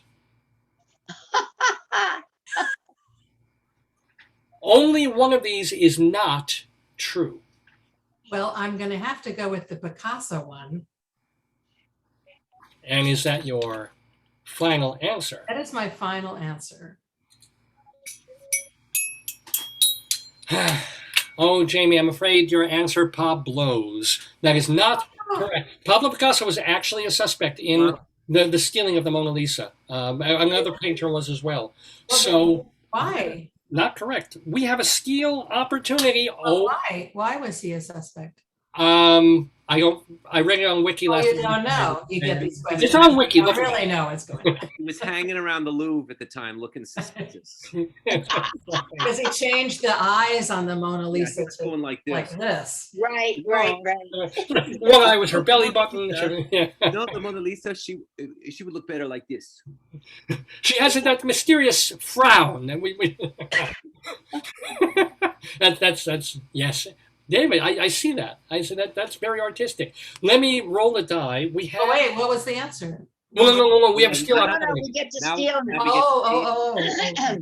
So I just rolled the die. The die came up number 2, which is closest to David Sheward. So David Sheward, I'll read the choices again. So in 1911, on this date, Vincenzo Perugia snuck in the night before a holiday and stole the Mona Lisa. He was caught, painting brought back. Which of these is not true about that incident? A, Perugia's motivations included wanting to take the painting out of France and bring it to Italy. Perugia kept the painting for only a month before a combination of guilt and being unable to sell it made him return it at the nearest police station. Or C, Perugia spent only 7 months in prison for the theft.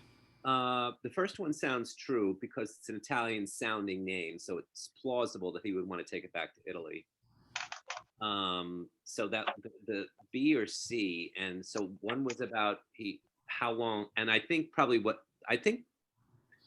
the way you do with these things is I'll bet that those are partially true, and the only thing you've changed are the numbers. So like the amount of time he spent in prison, he probably spent 8 as opposed to 7, and he kept the painting for 2 months instead of 1. So there's probably an essence of truth in those other two. Thank So you for doing all the thinking for me, David. I really Well, appreciate it. In that's case you get fine. it wrong. This Much assumes appreciated. it assumes I'll get it wrong, and then I could be wrong altogether.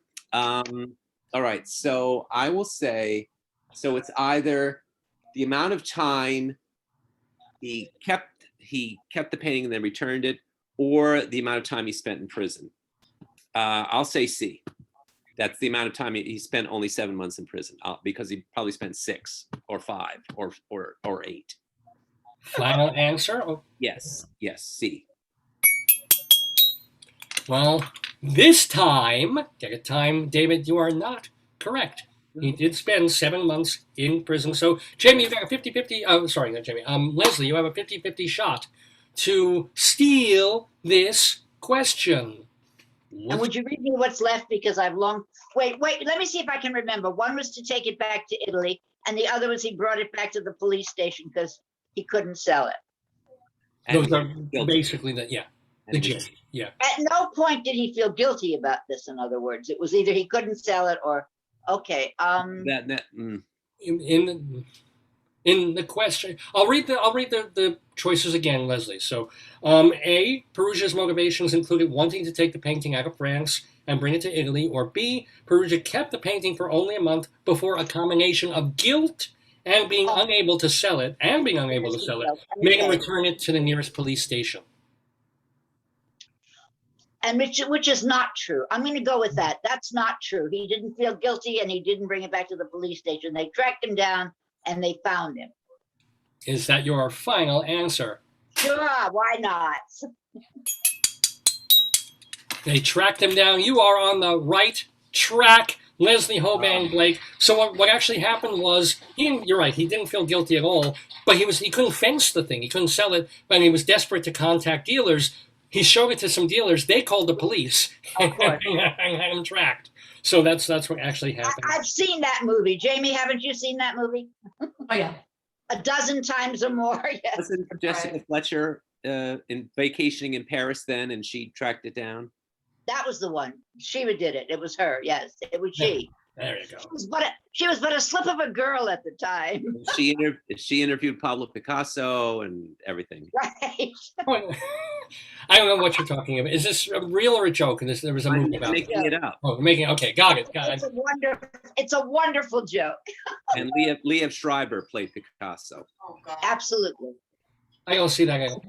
As well, he should have. Bob Balaban, maybe. I don't know. Anywho, we have. I'll stick with Antonio Banderas, Pablo Picasso. That's okay. I can't. You can't do better than that. I Come would on. like to stick with Antonio Banderas. Me too. Oh, who played Picasso in Midnight in Paris, the Woody Allen film? I'm trying to remember. Oh my gosh, I don't know. Huh. I'm really Wallace Shawn, perhaps. I don't know. I have no idea. Wait a minute. Was it Stoller? Is your guy named Stoller? Corey Stoller, maybe it was. It Corey was it Corey Stoller? Maybe. Or did he play Hemingway? I don't remember. I have to look it up. Well, he played one or the other. By the way, what's a Hemingway? Oh, about 200 pounds for Quick Hemming. Oh, thank you. Next question. And now for the quickies. We have another multiple choice, but this one is coming directly to David Sheward. Okay. So everybody ready for your next question? You're only 2 points behind Leslie, you know. So this is a close game. Oh, David, you're 2 points behind me. Whoa. Oh, how exciting. Anything? I know. Let's see how long that lasts, right? Yeah, David is the shark. He's the guy who kind of buys it, and then towards the end, it's just like, oh, okay, I'm going to win this. Let's see. The year was 1991. David Sheward. Latvia declares its independence from the Soviet Union.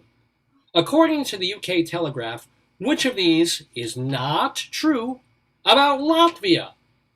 A. Latvia has a museum devoted to tall tale teller Baron von Munchausen. B. A Latvian invented blue jeans. C. Christmas trees were first decorated there.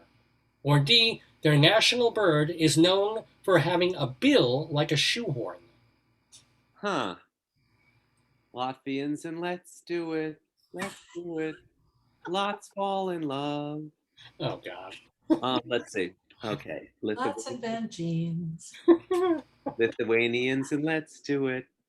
All right. Latvia lady tonight. So it's a museum for Baron Munchausen. Right. A Latvian invented blue jeans. Latvian invented blue jeans. First time Christmas trees were decorated, Latvia. Or the national bird, bird has a bill like a spoon, like a shoehorn. like a shoehorn.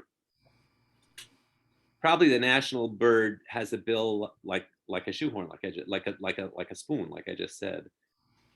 All right, so it's the museum. It's the Bern Museum. It's the shoehorn. It's the bill. It's the Christmas trees, and it's the other thing. The other thing, yeah. What was the other thing? Wait. Okay, hold on. Museum. Museum. Jeans, Christmas trees, bird with shoehorn. What's Jimmy, listen carefully. David will now parse all of this. Listen very carefully. Say the second one again. A Latvian invented blue jeans. Oh, okay. All right. I thought it was Levi Strauss, or was he a philosopher? I always get that mixed up. That's Henri Levi Strauss. And whenever I hear that, I think, oh, was he a philosopher or did he make pants? It was a hurricane. It was Hurricane Henri Levi Strauss. So there you go. Yeah. Oh, I'm sorry. Oh, my operation. Okay. All right. This is one of those things where I have no idea. It could be anything. So Jamie, this is the typical question. It's not like who played so-and-so in whatsy, or it's like nothing factual. It's like, this crazy stuff. Well, these are factual. I mean, one of these is not true. The others are facts. They are true. So. Okay. Now, I think with the Christmas tree, I thought Prince Albert brought it to England. So I think I don't know what the relationship between Germany and Latvia is. I'm going to say the Christmas tree because I think that started in Germany. Your final answer? Yeah. Oh, Christmas tree, we originated in Latvia. Well, you'll not like my answer, David Sheward. That is not the correct answer. You'll. No. Okay. I'll have to log that one. But no, Christmas trees, according to the UK Telegraph article, were first decorated in Latvia. So we get to roll the die. Decorate the tree with the the sausage and the Latvian. Oh, Magda, it's time to decorate the Christmas tree. Get the shoehorned bird and the Cole Porter song notes, okay? I am so happy for you today. It's Christmas. We would hang the dead Jew on the trees, yes. I call my friend Prince Albert and he take it to his wife, Queen Victoria. No, Magda. That's not funny, David. You're very close on that. No, your accent is not good. No, Magda. not this David, the other Dave. Dave Lefkowitz, you're very close. About that. Well, yeah, the guy was hung on a tree of six. Anywho, I just forgot where. So he did that. Roll the number two. Now we have to. Jami Bernard. It's either so number two came up, which was closest to David, but second closest to Jamie. So Jamie, you get to steal this question about Latvia. Which of these is not true about Latvia? Is it A, Latvia has a museum devoted to tall tale teller Baron von Munchausen, B, a Latvian invented blue jeans, or D, their national bird is known for having a bill like a shoehorn? Originally I was thinking they didn't invent blue jeans because, there's the philosopher Levi Strauss, but also is there an original inventor? I don't know, but I thought, well, of course they must have this museum, but now I'm wondering if they have the museum. And I'm going to say that one. Is that your final answer? With trepidation, yes. Well, I'm afraid my response is going to leave you feeling barren. That is not the correct answer. They actually do have a museum there devoted to Baron von Munchausen. So I think we get to a steal here from Leslie Hoban Blake. So, Leslie, Okay, so what's left now is The the Latvian who invented blue blue jeans, jeans, or the national bird. the blue jeans. All right, I'm going to go along with this whole philosopher Levi Strauss thing. We all know that Levi Strauss brought denim to America. Whether he made the first blue jeans or not is another story. We ascribe it to him. They're called Levi's because it was Levi Strauss. So I'm going to have to go with the spoon hornbill thing that looks like a shoehorn because the other one the bird with the shoehorn bill. Is not true. Oh wait, no, Levi Strauss is not true. Sorry, I got it wrong. Levi Strauss.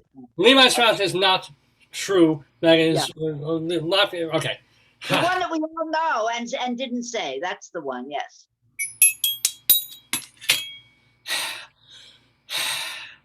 Sorry, we're talking about a pair of pants. But you know what? I apologize. Oh dear. I actually stumped the panel, ladies and gentlemen, on this It one. was the damn bird. It was the damn bird, right? What bird is this? It's a wagtail, and it's known for shaking its tushy.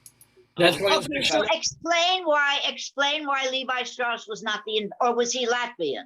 the Latvian who invented blue jeans was a nice Jewish boy named Jacob W. Davis.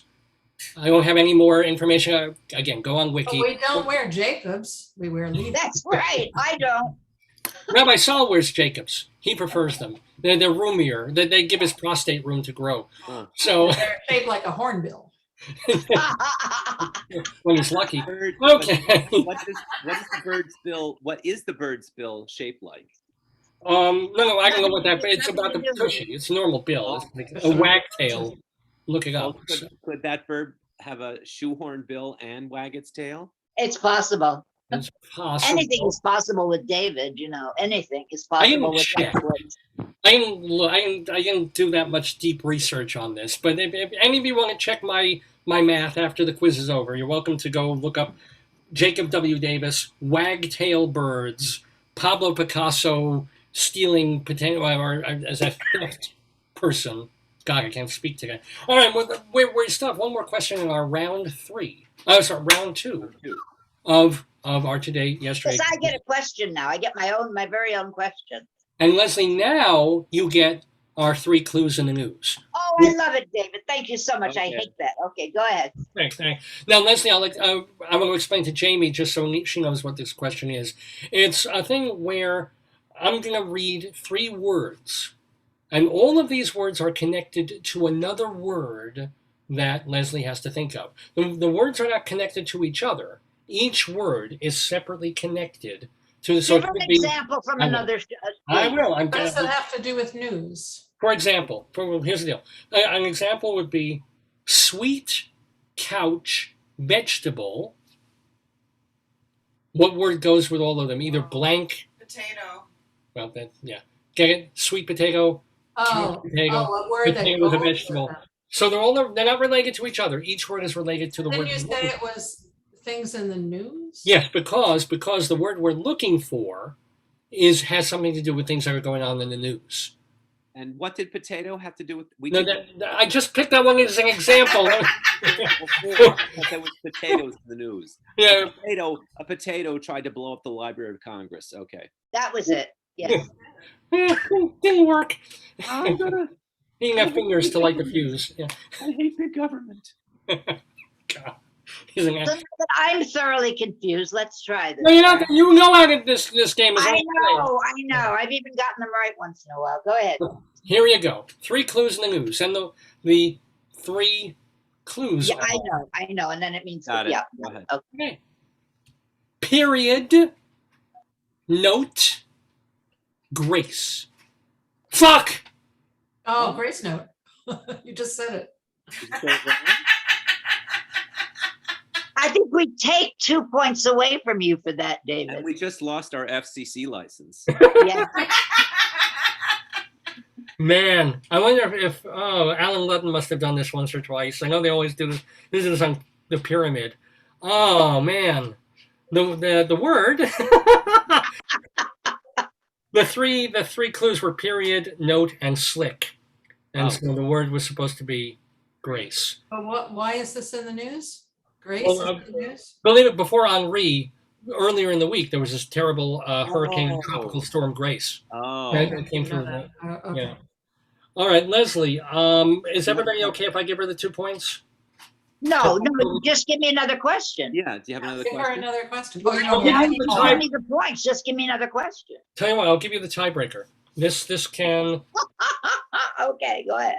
Oh, okay. Yeah, I'll do this. We won't have a tiebreaker. I apologize. Oh, And if but we have I a have- tie, yeah. And if you want, I have for fun at the end. I have a trivia question that's been going around my brain. So Okay, Great. David had a good tiebreaker the last time, so I'll go do it ahead. at the Wait, end. wait, wait, or Leslie, I'll give you, since I screwed up. Leslie, I'll give you the choice. Would you rather have David's question as your question or my tiebreaker as your But question? then if she misses, then it can't. Then it can't. Then they can't have that. You're right. So Leslie, forget I said that.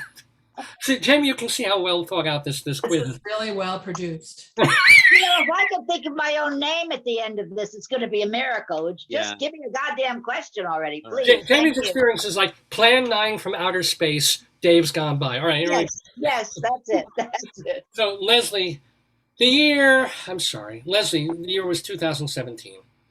Although a judge later dismissed the verdict, today a jury awarded $417 million to a California woman who sued a pharmaceutical and beauty conglomerate because, she claimed, their mineral-based product gave her ovarian cancer. Name that product. Talcum powder.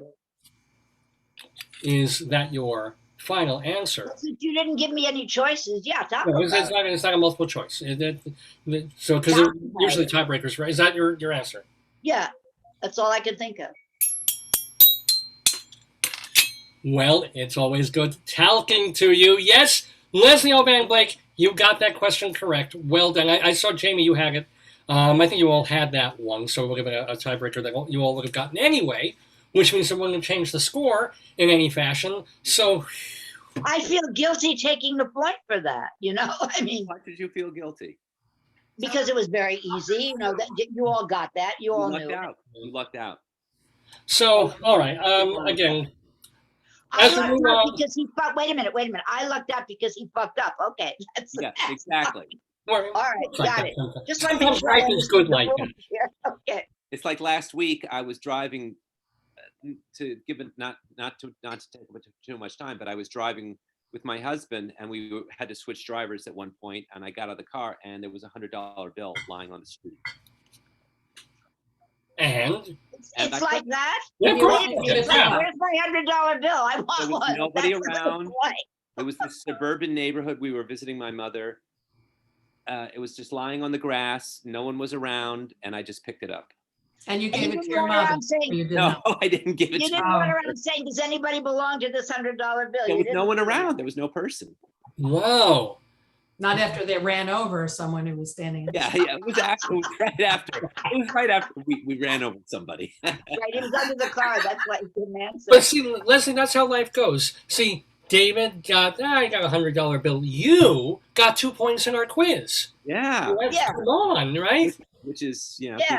the moral equivalent. I played this game seriously. I mean, if I win this week, and I have won before, I want it to be for real, not because I got an easy question. Fair enough. Let's move on, shall we? We're trying. We're trying. Okay, third round.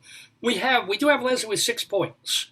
Yay! And David with 2 points. Thank you, and Jamie with 2 points. Oh, man, I'm too tired. Okay, here we go. This question goes directly to Jamie. All right. And the year, remember, it's all things that happened on August 21st. This one is 1965. Multiple choice. That's the news? Oh, I see. We're We're back to a regular. We're back to history. Right, yeah. Okay. So 1965 was the year. Reset my, okay. Romania adopts its third constitution, this one changing its name to the Socialist Republic of Romania, which helps solidify the rule of Nicolae Ceausescu. Of course. Which of these is true about Romania? Which of these is true?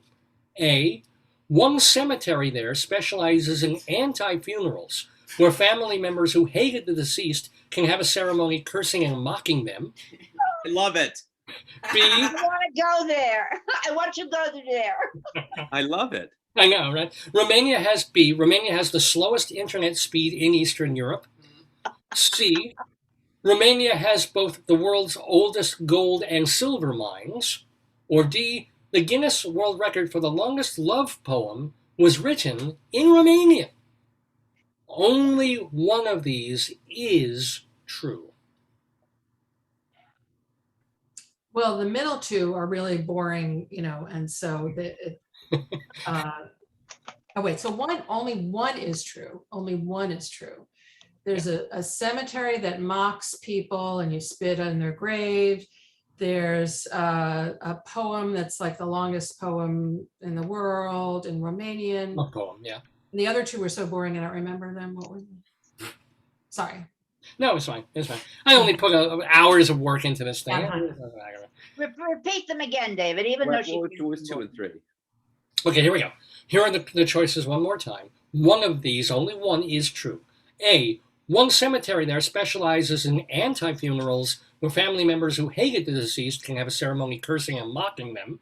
B, Romania has the slowest internet speed in Eastern Europe. C, Romania has both the world's oldest gold and oldest silver mines. D, the Guinness World Record for the longest love poem was written in Romania. Well, the answer has to be one of the middle two because they're so dull.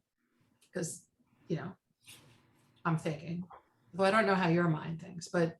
Thank goodness, you're very lucky. Yeah, so I'm thinking the slow connection is true. Is that your final answer? That is my final Romanian answer.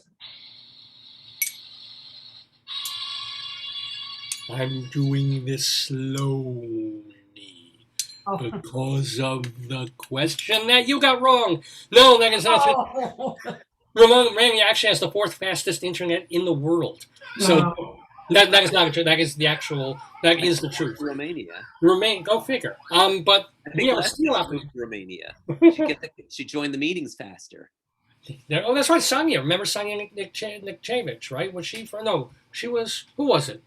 Who are you talking about? Oh, I'm talking about one of the Atka people who we had a Romanian. I went to Romania through American. He's going down the rabbit hole. Yeah, I'm down the hutch. I'm sorry.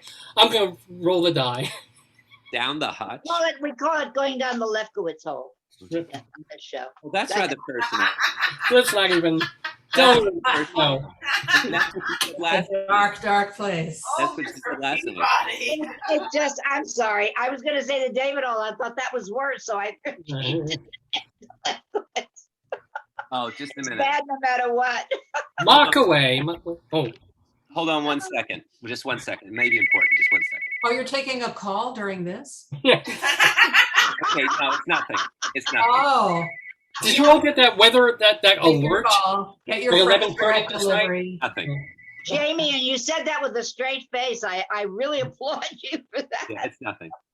Well, no. Actually, did you all get did your phones all ring at like 11:45 last night? Wait, I'm gonna check my Storm surge. It's like Well, it was the thing said Pablo Picasso. He's on the loose. He would get him. Stop the painting. Angry with me because I've been disparaging him.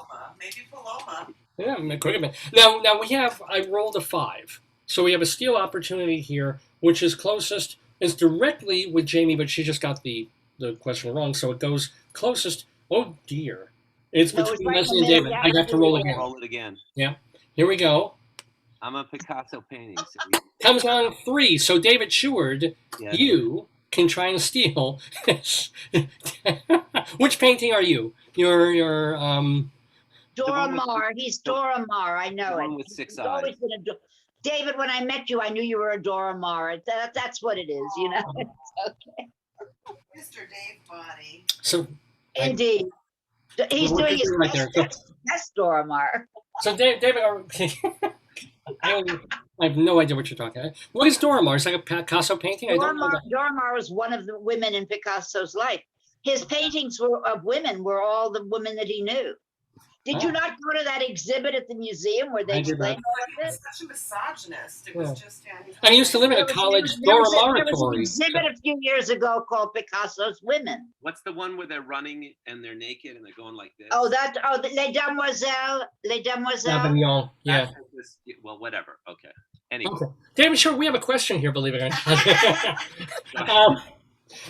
With a steal opportunity for a question. So to get 2 points, what the hell, where are we? Okay.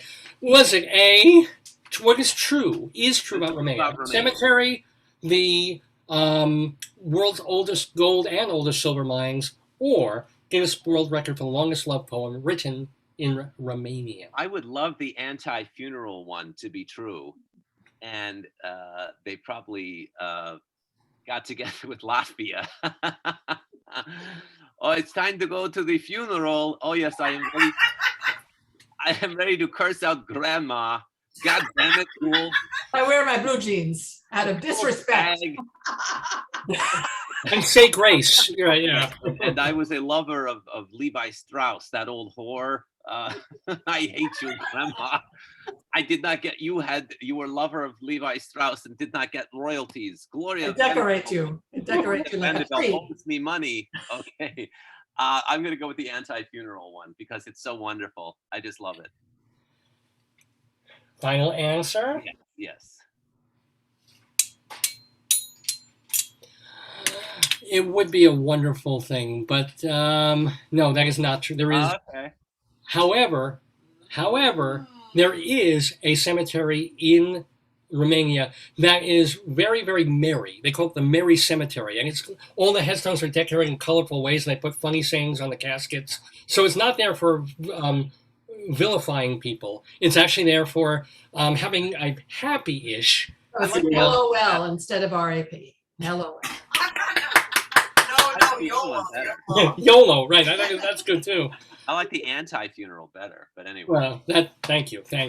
I know the two choices in the middle were boring, but the other ones were good. Leslie, you have a steal opportunity again. I do. Oh, you're So so the thing is, here's the thing, as I remember, and this has nothing to do with the answer. As I remember, Romania was on the border. So every time somebody came through, whether it was Germany or Russia or somebody, Romania had to learn a new language, and everybody had to be take a new personality. My father's mother was Romanian. Oh.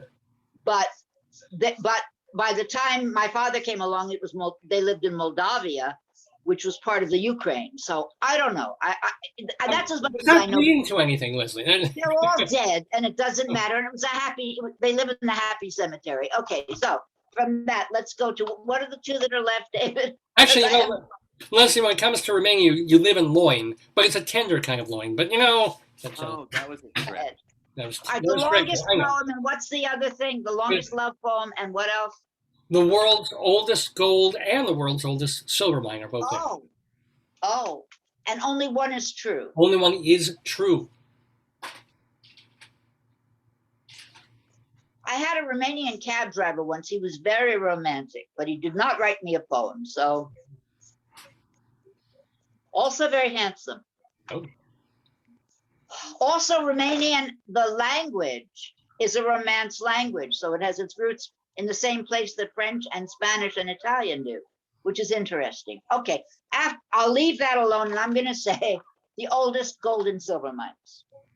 Is true. I don't have any idea. Well, I'm afraid you neither win the gold nor silver medal, Leslie Hoban Blake, because there are older mines elsewhere. In Turkey has the oldest silver mine.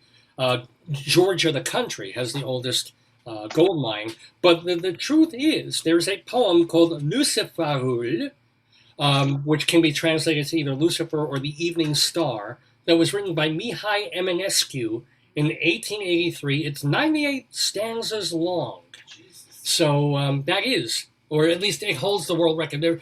People have claimed they've written 99 stanzas since, but it still holds the world's record as the longest love poem, and it's in Romanian. Yeah. Okay, so you stumped us on that one, but I have a question. So is Ceausescu buried in the place where you can go spit on the grave? He ought to be. Anywho, so here's the deal. We're in the middle of round 3. We still have a 6-2 game led by Leslie Hoban Blake. So the game is not quite over. Yeah, well, it's almost over because we lost our tiebreaker. Day is David almost. can do tiebreaker, but we have David. Let's see. David Sheward gets the next question directly, and it is one. Wait a minute. Whose question was that last one? It was Jamie's. We all. I got that on a steal. That was Jamie. Oh, it's David. Okay, you're right. Sorry. Jamie. Sorry, sorry. No. I get confused when we all get involved, you know? Well, I never get confused in this game. I had the first steal. You had the second steal. Right. So, David Sheward, let's see if we can get this one right. He's not, Right. David has not said that's what she said or he said once this. Yeah, you haven't. You did a Mr. Peabody. I've been waiting for more of those. I did say that's what she said last night when Leslie said the Lefkowitz hole. Oh, there you go. There And you then go. No spam. No. See, there are in-jokes in this game, Jamie. Now that No, totally out of it.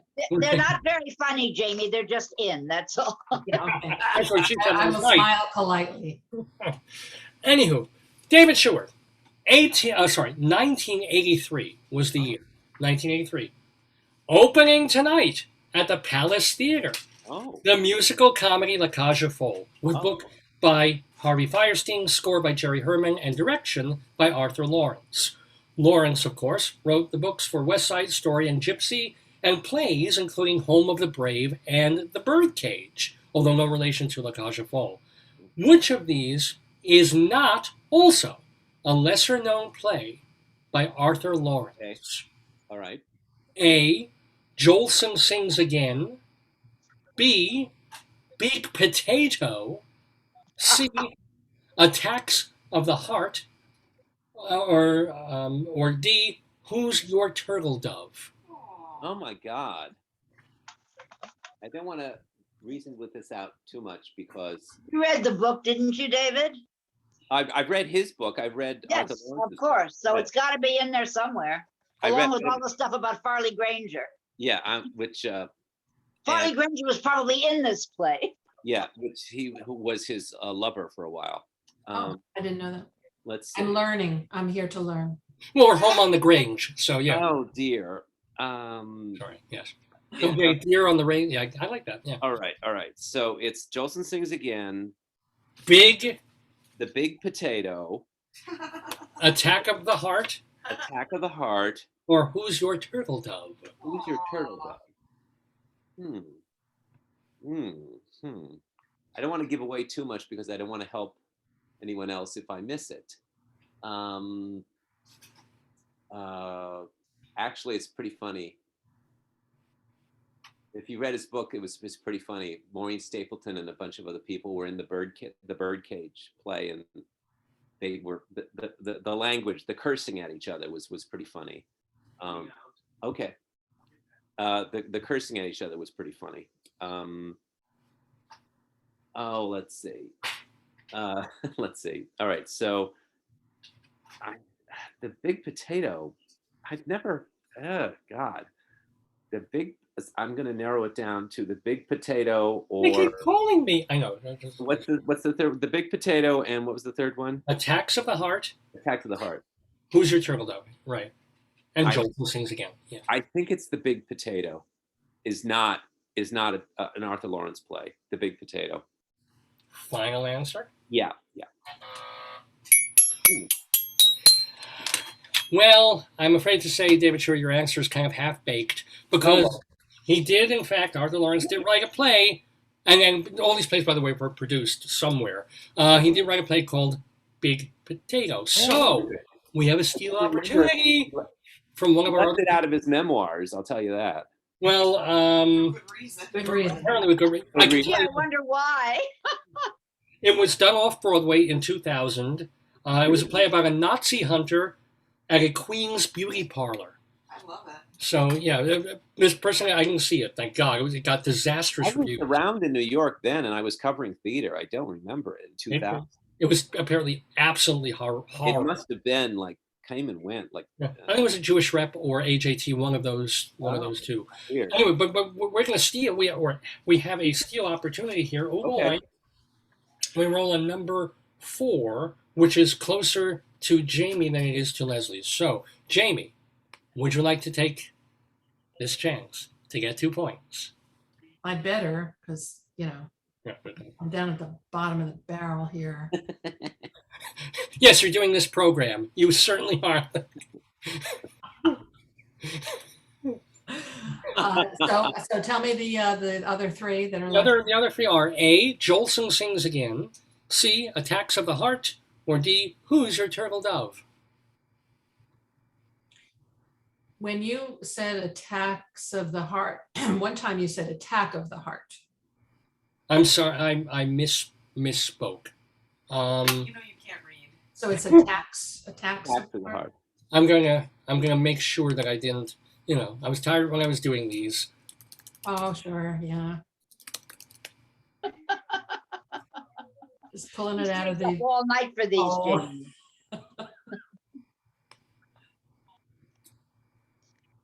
So, Jamie, are What are you looking up? well, I can't say because I'm not gonna because you're trying to figure out. You just want to verify if it's plural or singular on attack. Right. Well, what I wrote earlier is attacks of the heart. Well, I was going to say that one, except if you're looking it up, then you think that it is a real one. Oh, I see what you're saying. Yeah. Tell me the other two. Jolson Sings Again, and Who's Your Turtle Dove? Oh, well, he could be looking up something else, but okay, fine. I'm going to say Who's Your Turtle Dove? Is not an Arthur Lawrence play. Is that your? I didn't read the book, and I don't know, but okay. Yeah, that's my final. Well, Jamie, your answer is kind of for the birds. You got it right. Well done. Who's Your Turtle Dove? Play? Somebody may have written the play by that name, but it certainly wasn't Arthur Lawrence. So well done, Jamie. You get 2 more points. Because I was really going to go with attack or attacks of the heart until you did that little thing. And I realized, and now this is how tired I've been all week. I screwed up. I did look it up, David. Why are you so tired, David? The title was Attacks on the Heart, so I really did screw up. Oh. Why are you so tired, David? It's been a long week. Prep for for. I knew about Jolson Sings Again. It's a play about Larry Parks who played Jolson right. in movies. I mean, that I had heard of. Right. And even there was one, the Attacks on the Heart, which is the actual play, was done in 2003 at the George Street Playhouse. It's about an American screenwriter and a Turkish widow post 9/11. And they have a fraught relationship, apparently. But, I want to read it. Made up. No, Turtle Dove's make up. Turtle Dove, no such. The other 3 were actual produced Arthur Lawrence plays. Okay, wow. I will get through this quiz. I promise. We have one more. Jamie, stop shaking your head in shame. What's the score now? Because I have no idea anymore. I believe it's 2 to 4 to 6. That is correct. David with 2, Jamie with 4, and Leslie Hoban. You are in the lead, Leslie. Yes, I am. Yay! So this question will actually decide. Again, we could wind up with a tie. Yeah. Or not. So Leslie, are you ready? Well, I can't tie with myself, so. It's been known to happen. Can if you have a manual. But Leslie, We don't know. If you know how to do it, right. We don't know what you're capable of. Right, You know? yeah. 3 clues in the news, Leslie. You get them again. Okay, give me another one. Go ahead, David. I dare you. Well, now we all know how this works. Do it right this time. Yeah. Yes. No, I Okay. dare him to give it to me right this time. I'm gonna put the jinx on him. Go ahead, David. All right. Here Give we me go. some clues. I double dare you. Go ahead. Put your hand over I'm the mic, literally that's putting what my you say, fingers over yeah. the answer. I literally am.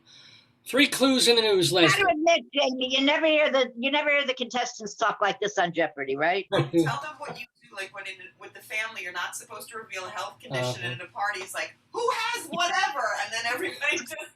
I literally did this. We had family members. She was going like a hemorrhoid thing or something like that. And her husband was literally hooking us up with, moving some extra cables into a room for us, doing us a favor. And we were talking about whatever else. I turned to my wife and I don't know what we were talking about. Usually it doesn't matter with me. And I was like, who do we know has the bleeding ass? And I didn't realize that the woman who has the bleeding ass was sitting right there with us. Did she raise her hand at least? Yeah. That's one of my golden moments, ladies and gentlemen. As is this quiz, as is Leslie's question and 3 clues in the news. The words are together, up, knit. What's the last one? Knit. K-N-I-T. K-N-I-T, knit? Yes.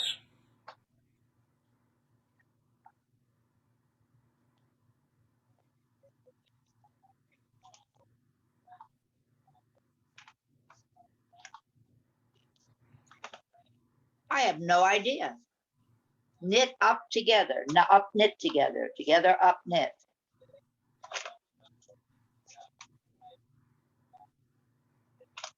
It's got to have something to do with Afghanistan, but I have no idea how.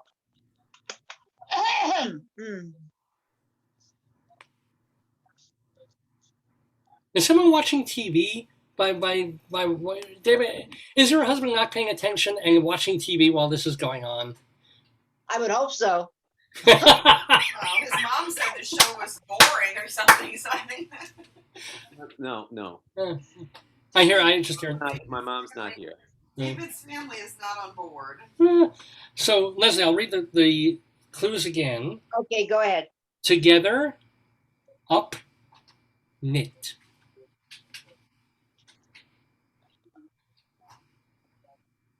Oh, I think Jamie has it. I think I know. I know. I'm going to let Jamie have it. I don't have any idea. There's nothing, no word comes to mind. Don't even want to take a. They all fit together, but I can't come up with a word that's separate from them. So are you going to pass, Leslie? I'm passing.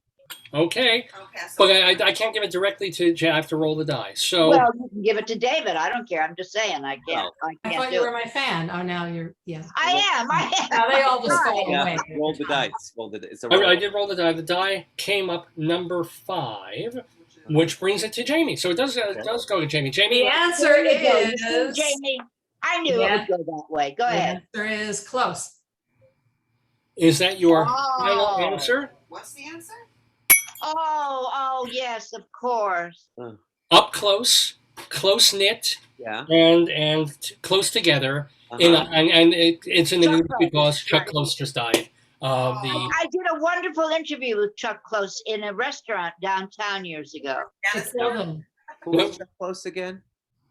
Leslie, this is your field. You can describe Chuck Close. Chuck Close was a wonderful painter who, well, he was an interesting painter.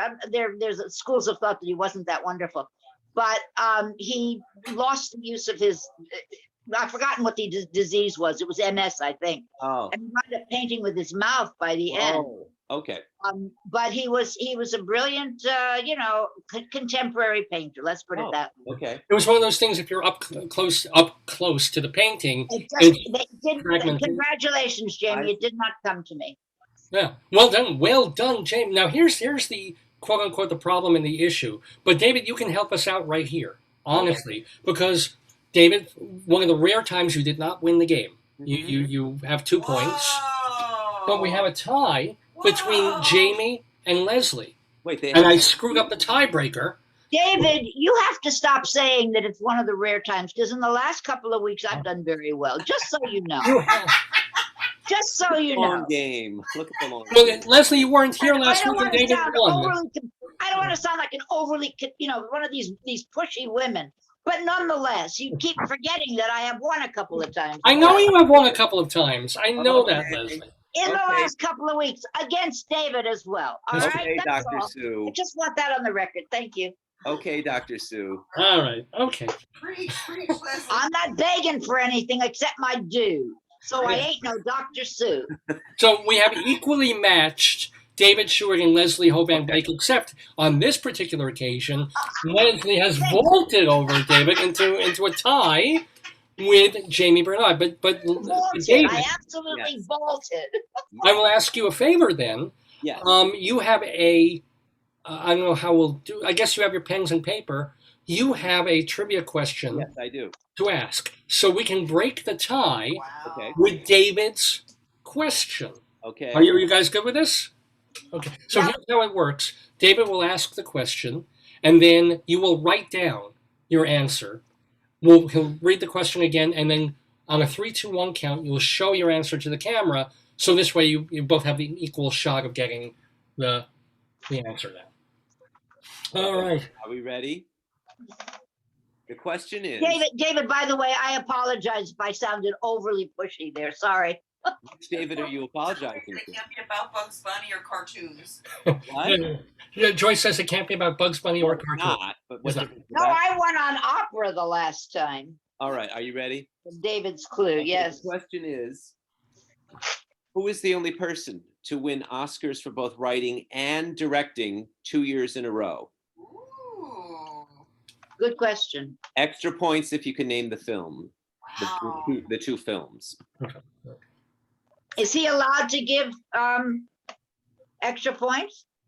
Of course he is. What do you mean? No, this is worth 2 points. This is the game. What do you mean He extra? wants extra Well, points. if they get, He if they said both extra get the points if name, you could name the two films. they both get the name of the person, the tie could be broke. That would the tie Oh, could I be see. broken if they name the two films. Fair enough. Yeah. You know what? Your rules, David, because this is your tiebreaker. Okay. Great. Fantastic. Okay, well, let's just do this. How about the You're name of the talking to two film critics here, so you know. yeah, the name of the person, and if Leslie, hold your paper. You're showing Yeah. your paper. Okay. write down the name of the person, and if you both get it, then we'll go to the film for. Wow. We'll go to the names of the Wow. films. All right. Do you want to? Are you guys ready to show? Well, it? repeat the No, question? Shall I repeat the question? Please, This is gonna be really embarrassing. Okay, the question is, who is the only person to win Oscars for both writing and directing 2 years in a row? Tell Jamie if she doesn't get it, she'll always remember it, you know? Well, this is, yeah, I'll always remember this horrible day. Oh, and Jamie, if you don't know the answer, you can shamelessly promote a product, such as your website. Yes, JamiBernard.com. That's just shout it out. There you go. Yes. I always say Jami Bernard, just so people leave off the E. I believe it's Barn Cat. Okay, Jamie's writing. Okay, read the question one more time, Dave, and then I'll give it through. Or you do the count. You do it. Okay. Who is the only person to win Oscars for both writing and directing 2 years in a row? And so okay, so we'll say 3, 2, 1, and then you'll show your answers. 3, 2, 1. Billy Wilder, Coppola, and I can't read what Jamie is saying. Oh, yeah, Bernard.com. You're all wrong. You're all Yeah. wrong. I had no, Well, then we Okay, can't do Alfred Hitchcock. No, the answer is Joseph L. Mankiewicz Oh, for God's sake. oh, for A Letter to Three Wives in 1949 and All About Eve in 1950. Wow. Well, thank you very much for that excellent question, David. That was, But we're still tied, so it doesn't help. Do you want me to try and come up with another one? Yes, please. Why don't we Okay. just do a coin flip? Oh, let me see. What's I another? could do a die flip. Well, yeah, hold on. Oh, okay. Besides Goldie Hawn, what Oscar nominee was in the regular cast of Laugh-In during its first season? Say it one more time. Besides Goldie Hawn. Goldie Hawn, what future Oscar nominee was in the regular cast of Laugh-In during its first season?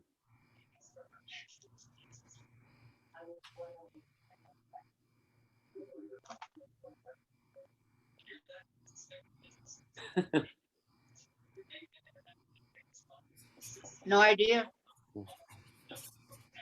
she won an Oscar. She wasn't just a nominee. She Yeah, was a right. nominee. This person was a nominee.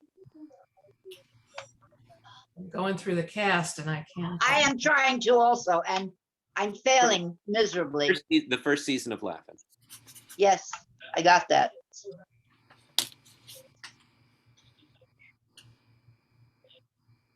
I can write down all the people I'm thinking of, but that won't help because none of them was nominated for anything. Well, We'll come up with something. any guesses? Well, we'll do our. Write a name, but I know it's. I'm going to write a name, but I know it's wrong. Okay. Okay. JamiBernard.com. You ready? Olivia, yes, he was on. He got hit in the face with No, water. I have an actual answer. Are we ready? No, she was not in the first season. Oh, she was. Oh, of course. No, Lily Tomlin was in the fifth. The Artie, It wasn't Joanne Worley. It wasn't. The answer is Lin-Manuel Noriega. no. The answer is Eileen Brennan. Oh. I didn't know she was I on that didn't remember her being show. on the Yes, show. she was. She was just on the first season. She had blonde hair, and she left after the first year. wow, no idea. Sorry, man. And great question again, but She was later I am nominated- willing to cede the crown here. She was later nominated. Bring an end. because Jamie hasn't been to the bathroom. Humiliation. She was later nominated for Private Benjamin with Goldie Hawn, her fellow Latin cast member. Oh wow. Oh, and Those are good right. questions. Those are great questions. Yeah, Well, Leslie, are you okay to either take the crown or share the tie? I mean, I am really happy can't to think- share it with my dear friend Jami We're Bernard. very close. We go way back. I can't About think of any 4 more. hours. Oh, yeah. This was supposed to go 40 minutes long. I'm telling you. Jamie, it only feels like 4 hours. It Yeah. hasn't been 4 hours. Both the film people won. Yeah, the film, it's rather interesting that we did have two film critics who took the crown today, share the crown. I like the idea of sharing. It's like those Olympic And this- guys. And missed the film. That's right. All the film references completely. So let me thank first of all. Let me say first of all, great sport, great fun. Hope you had fun. I know it's a long segment, but thank you, Jamie. I think it was. No, I did have. I had It a was good one. great fun, Jamie. Welcome aboard. Yeah. Yeah. Welcome to the Daverhood. Everybody make sure that if you have a book that you are writing or thinking of writing, or you've already written it, it needs revision, or you don't know how to go about promoting it or getting it to a publisher or an agent, talk to Jami Bernard. Go to jamibernard.com, JAMI Bernard.com, and check out Barncat, her company, for author consulting. And so, Joe, are you still writing? Last question for you, before you can finally go. Are you writing anything? Are you doing any kind of fun short story, fiction, nonfiction? I've written my first fiction. It's a funny crime novel, but I'm still doing a little revise on it because it's hard to do your own revise when you don't have me to help me. Are you able to do that? Are you able to step in as Jamie, the editor consultant, and talk to Jamie, the writer? No, it's tough, right? Really difficult. It's like the Gordian knot. There's no way to extricate from that. Yeah. Congratulations on actually making the jump into fiction. That's a bitch. Yes. That really is. Oh, I thought, well, I've had 10 books published. How hard could this be? No, I know that. I've read a couple of your books. But yeah, Oh, but it's fiction is like a whole fiction other is animal. A Yeah. whole other All animal. of it. Yeah. Yeah, the other books, I wrote them like in 6 months a piece. This one, no. Anyway, but it's more rewarding. This is what I always wanted to do, write fiction from the time I was in kindergarten. So Really? finally, I'm working. Congratulations. Great. Thank you. Absolutely. And I'll be back on the show when it's published. You can bet. Good. So We hawk it. absolutely invite you back, Jamie. Beat it like a drum. Yeah. We will let you. You were delightful all the way through, and it's just been wonderful to welcome you into the Daverhood. Not to leave out our regular panelists, Leslie Hoban Blake, whom you can watch in previous episodes of Critics. No, we have a new one. It's up. Yes, I know. After 6 weeks of waiting. Nobody has waited for this. What's it We about? have- It's we have Critics Circle. Up. Critics Circle up. Charlie went and saw the Merry Wives, which I could not get to. We both saw Schmigadoon, which we reviewed, And I also reviewed a Barrington Stage live stream of something called Judgment Day, which had an all-star cast: Patti LuPone, Jason Alexander. I don't remember now. Was because it I good? didn't. It sounded like a vanity project when I read about it. Was it okay? Just lost it. Writer for the sitcom writer for things like The Conners and whatnot, and it's a sitcom with an incredible cast of Tony winners. Michael Mastro's there in a small part. Santino Fontana and Michael McKean are in it. So it's a fabulous cast. It was directed by Matt Penn. But it was done last year and repeated now, and it was done at the very beginning. Basically, this is my review. It was done at the very beginning of Zoom readings, and so while it was clever and good to look at, it wasn't up to date in terms of all the new things that people have learned how to do with Zoom for a reading. So I found that, however, the cast was impeccable. And who else?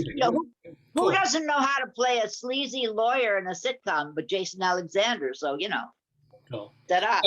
So people can watch Leslie and Charlie review all these things on Critics Circle on the YouTube channel Critics Circle. Leslie Hoban Blake and Charlie Gross. Leslie, you're half frozen, so I'm kind of talking over you. I don't know. Well, it doesn't.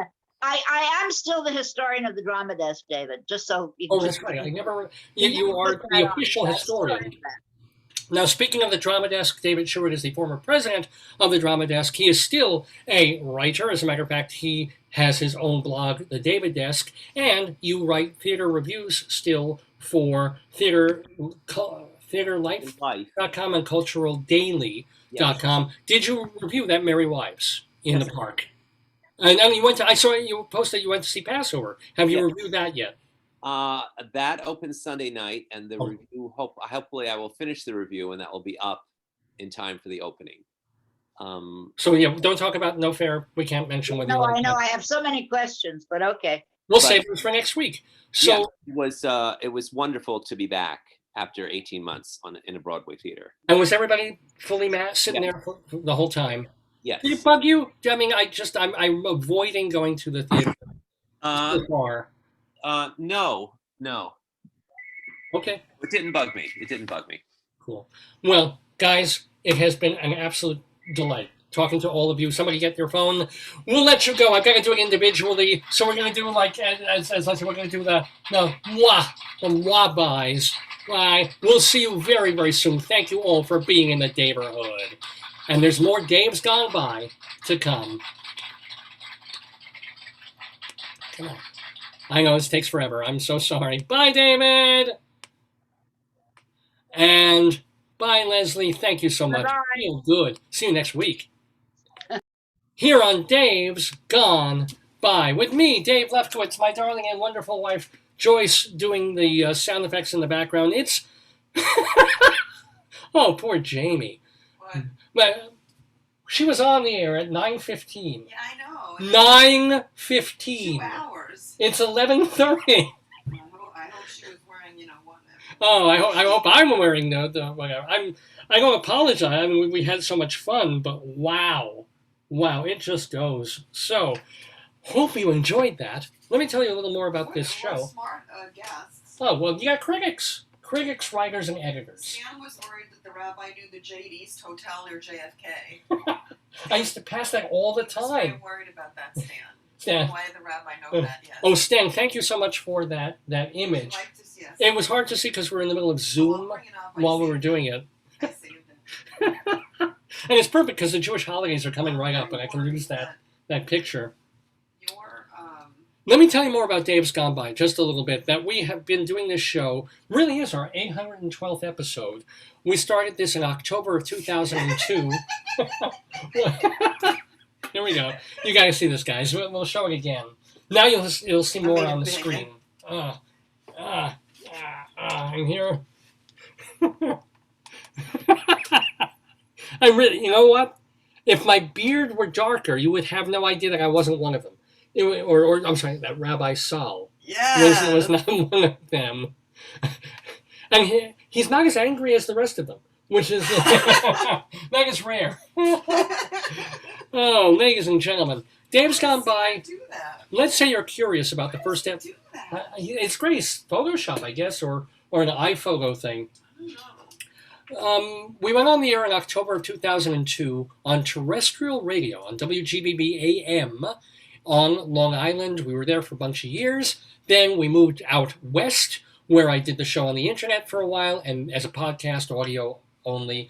Then hooked up with a wonderful college radio station where at the time of my life for a bunch of years. Then came off that, got back to New York, and I'm doing it here, Facebook, every Saturday morning from 9 until noon. If you're curious about the shows we've done all along the way, and why wouldn't you be, they're available at davesgoneby.com for free to everyone. Well, this one we've shown. This one we put on our website because it's just so perfectly magnificent. Look at that. Just look at that.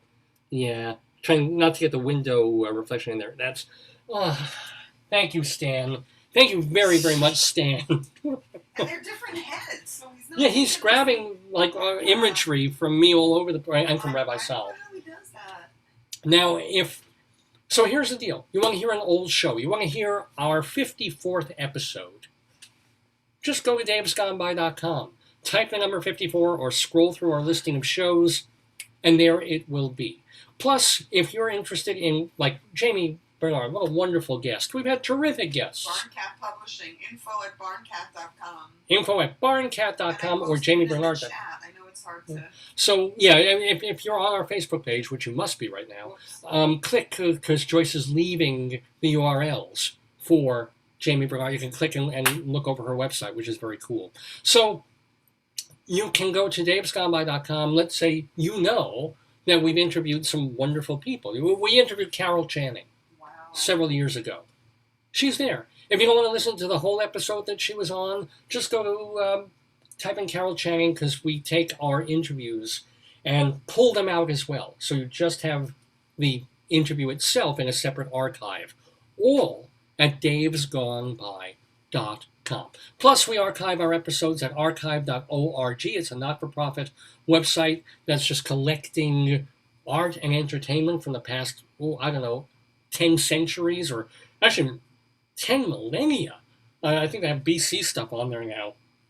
Photographs of archive.org. Look for the Dave's Gone By channel. We're on castbox.fm, which is a podcasting platform. So if you just want to hear the audio of the program, castbox.fm is a great place to do it as a podcasty download.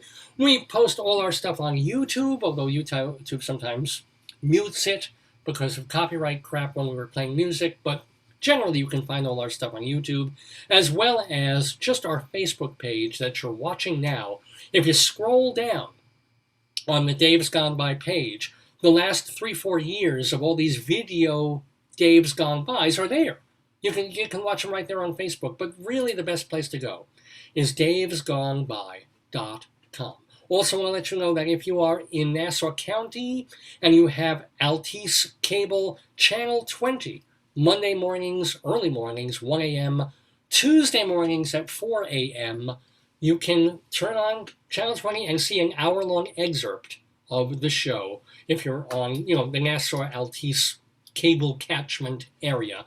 Mondays 1 a.m., Tuesdays 4 a.m. for what we call the Daverhood excerpts of Dave's Gone By.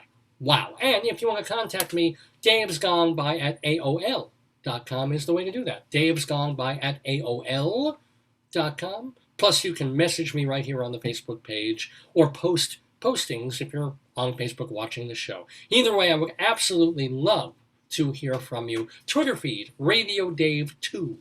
Radio Dave, the number 2. Phew!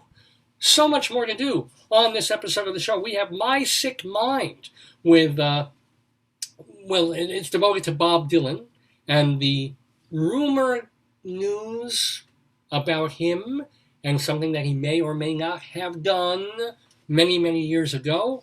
We'll be talking about, or we have some jokes about that, I should say. We have our Colorado Limerick of the Damned to do. And I was going to talk about Afghanistan, but I honestly don't know if I've got the mouth power to do that. But oh my gosh, you know, when we're talking about Colorado, talking about newspapers, journalism, there's 2 columns that regularly appear in the Greeley Tribune daily newspaper. Well, it used to be daily. Now they just do the hard copy 4 times a week. But it's the Greeley Tribune in Greeley, Colorado, where there are 2 wonderful columns, both based on true things. One of them is called Cop Log. It's people who see something weird happening in their neighborhood. They go to call the police, and the police dispatcher takes the information, which is public record, and sometimes the reasons people are calling the cops are pretty amazing and fun. So the Tribune collects those. Also, there's another column done by our friend of the Daverhood, Mike Peters, called 100 Years Ago. He goes through the papers in Colorado, Greeley, Colorado, 100 years ago, and picks out things that would be most amusing or weird or nostalgic to our modern eyes. We mix all of these up together, and we put them into a segment that we call Greeley Crimes and Old Times. Hold it. Why isn't it playing? Oh, for goodness sakes. Now.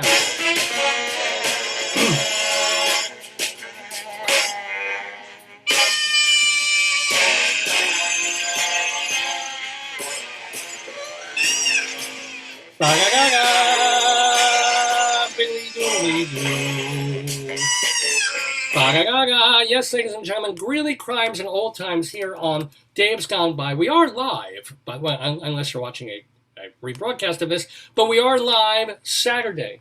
It is August 21st, 2021. Hun, are you ready for some criminality? I gotta get my, I don't know where my phone is. Hold on. Oh, wait, I brought it. It's on the bed. It's on the bed. So Joyce is bringing her all-important noisy accoutrements to be part of Greeley Crimes and Old Times. I have some noisemakers too, because they could become important. And by the way, for this week, maybe one of the guys is on vacation. It's going to be mostly old times. Whoa. So, Okay. are you ready? Are you guys You're ready? never really ready. You're never ready. No, nobody's ever ready for this. Jami Bernard is probably like just like. I think she had a good time. She almost won. I know that never happens. But we never had a tie. It was beautiful. It was just, I was so proud of all of them. And they did so great. First crime comes from a caller. Oh, hold on. All right, okay. Yeah, hello. Hello. A caller on 12. Yeah, fix your ringer on that. A caller. Oh, that's a storm alert. Oh, right. A caller on 12th Avenue was calling and said there was a storm surge. No. Reported a bat got into the living room and got stuck in a vase. First of all, they called the cops about this. Oh, I know. How else what do you do? You take the vase outside with big gloves and you just, you let him go. You kind of, how do you get, because his wings are Yeah, probably. a bat can just go through like a little nothing crevice. But you always say, okay, if they can get in that way, can they get... Maybe he was scared. Maybe. They should have been Batman. Yeah. I know if I got something like that stuck in a vase for a couple of hours, I'd go batshit. But Thank you very much. Let's do something old-timey, shall we? We shall. Sure. Dr. Groover. Yeah. Dr. Groover,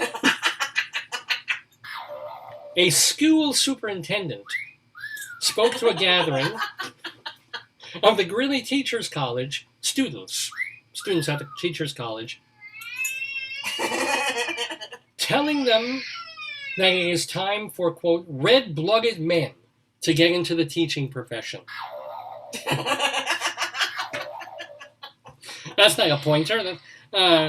He said, quote, if men don't start teaching, if there are only women teachers, the salaries will remain low, he said. It will take male teachers to get schools to pay more. And so this is the thing. He was right, Yes. and male teachers got paid more, but 40 cents, women. 60 cents on a $1, Yeah. depending on your race, ethnicity, and your gender. You get less money. Oh, that than Dr. the- Groover. Oh, Yeah. that rabble-rousing Dr. Groover. The Federal Council on Beer has approved the legal consumption of beer only how? Take a guess. Through the butt. You're on it today. No, that is not what the doctor said 100 years ago. You can have beer, but how do you get it? How is it? Medicinally through the doctor. That's right. It has to be by a doctor's prescription. Only medical beer can be sold. Maybe that's what led the way. Well, my mother was a nurse, I told you, and she said, no joke, that they used to prescribe spirits, Oh, sure. alcohol Yeah. to people, and they'd go around and dispense it. So If you were anemic, like malty, yeasty beer was like a thing. It was a good thing. It was hops, and it was. Yeah, and the rates of anemia in men and women increased 750,000%. Oh, honey, this is. Oh my Everybody in an AA meeting was anemic, right? God. What? Folks, don't panic. This is not a storm surge. This is something. This is the first time we've ever had this. Because we have different alerts on here. We have different things like a chicken alert. If there's a story about a chicken, we have an onion alert. Ah, I dropped my noisemaker. Hold on.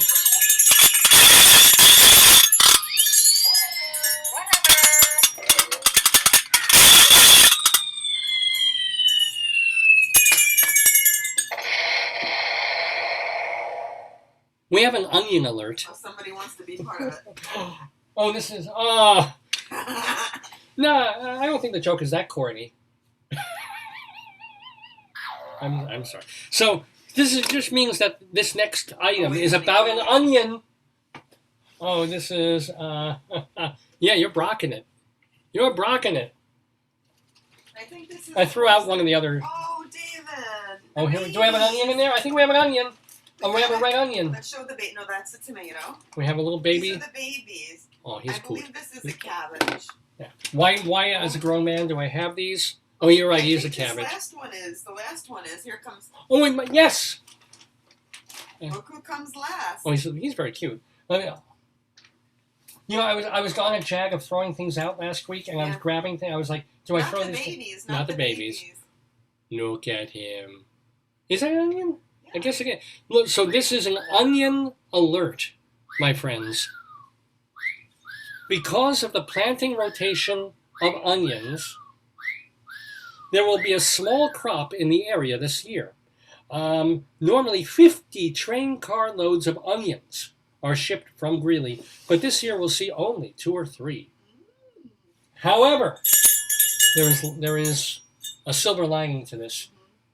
The pinto bean crop will be larger than usual. Oh.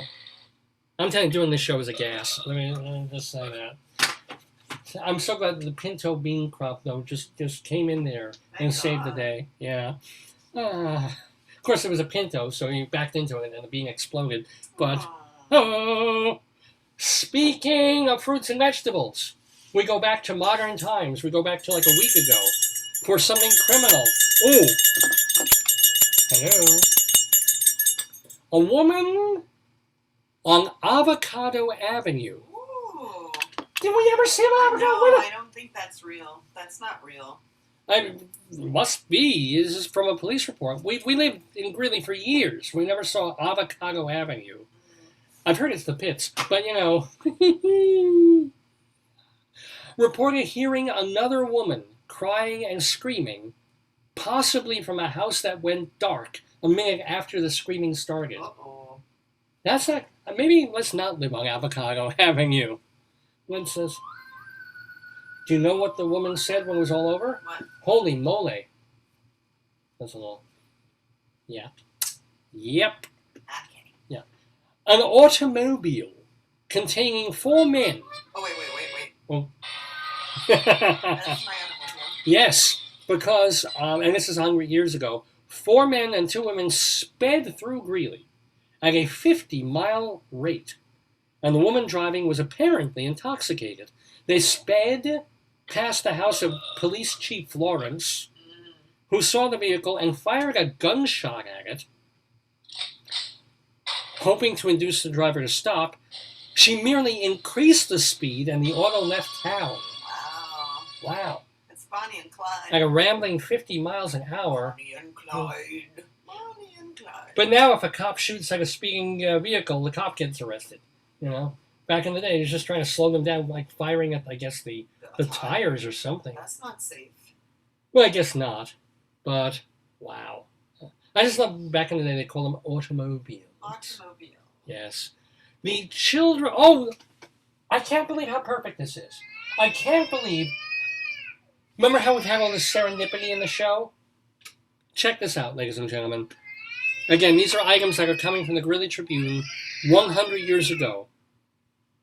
The Children's Garden Club will be selling many items at the gas office Saturday morning.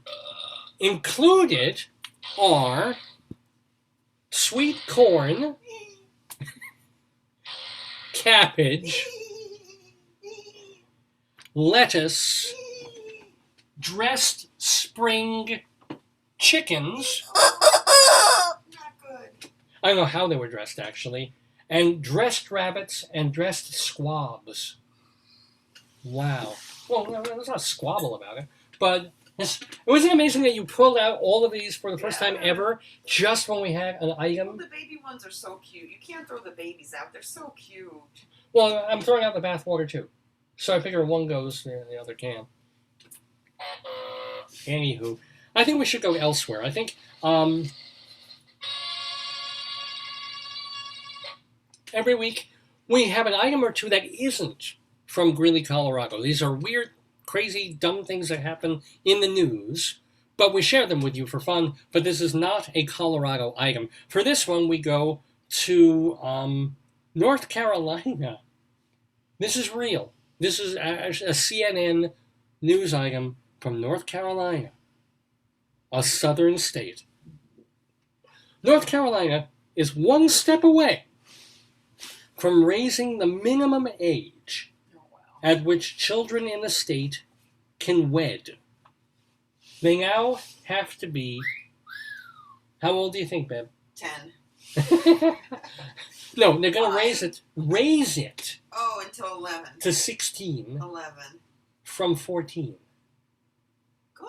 Did you realize that you could? My grandmother, I think, no, my great-grandmother got married at 14, yeah.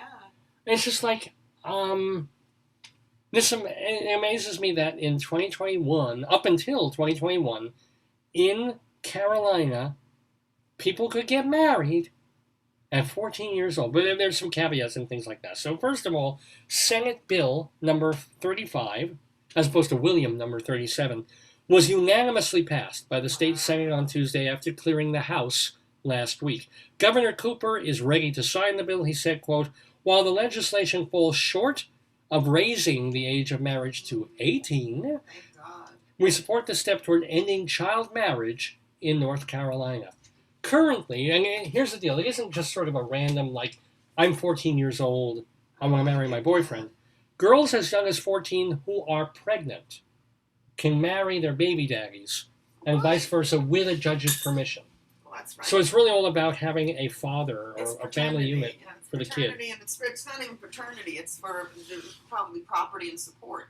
They don't want to they want the father to support the child and the child. Yeah. And this is interesting. Under the new rule, it's not a joke, the age also, yes, it'll be 16 instead of 14, and the age gap between the 16-year-old and the spouse can't be more than 4 years. Good. So it's not like you can have Woody Allen grooming or Yeah. Epstein, or I'm saying Woody Allen's never been proven. It may not be Yeah, true. yeah, But you know what I'm saying. It's yeah, like, yeah. yeah. So, Kevin Spacey can't marry a 15-year-old, whatever. I So don't think he would marry. that's right. Why would He they? couldn't marry, yeah. But I'm just saying, it's just. Yeah. What was I was thinking about all of this because just the incredible malleability of ages and this idea of what was mature. Well, you know why? Because people only live till 50 or Right. 60, so A 15-year-old was already middle aged. Yes, yes. Seriously, back then. 15 and unmarried. Oh my god. And now we think of like, a 14-year-old so innocent, so whatever. Yeah. 14 is a child. Meanwhile, that 14-year-old is already doing blowjobs with her schoolmates in school and watching God knows what on the internet.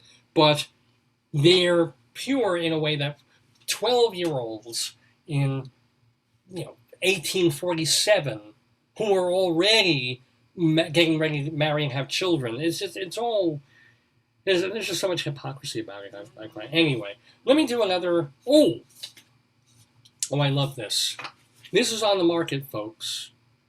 Now you know that the real estate market is insanely hot, right? It has been for months and months and months. Houses are selling for ridiculous prices.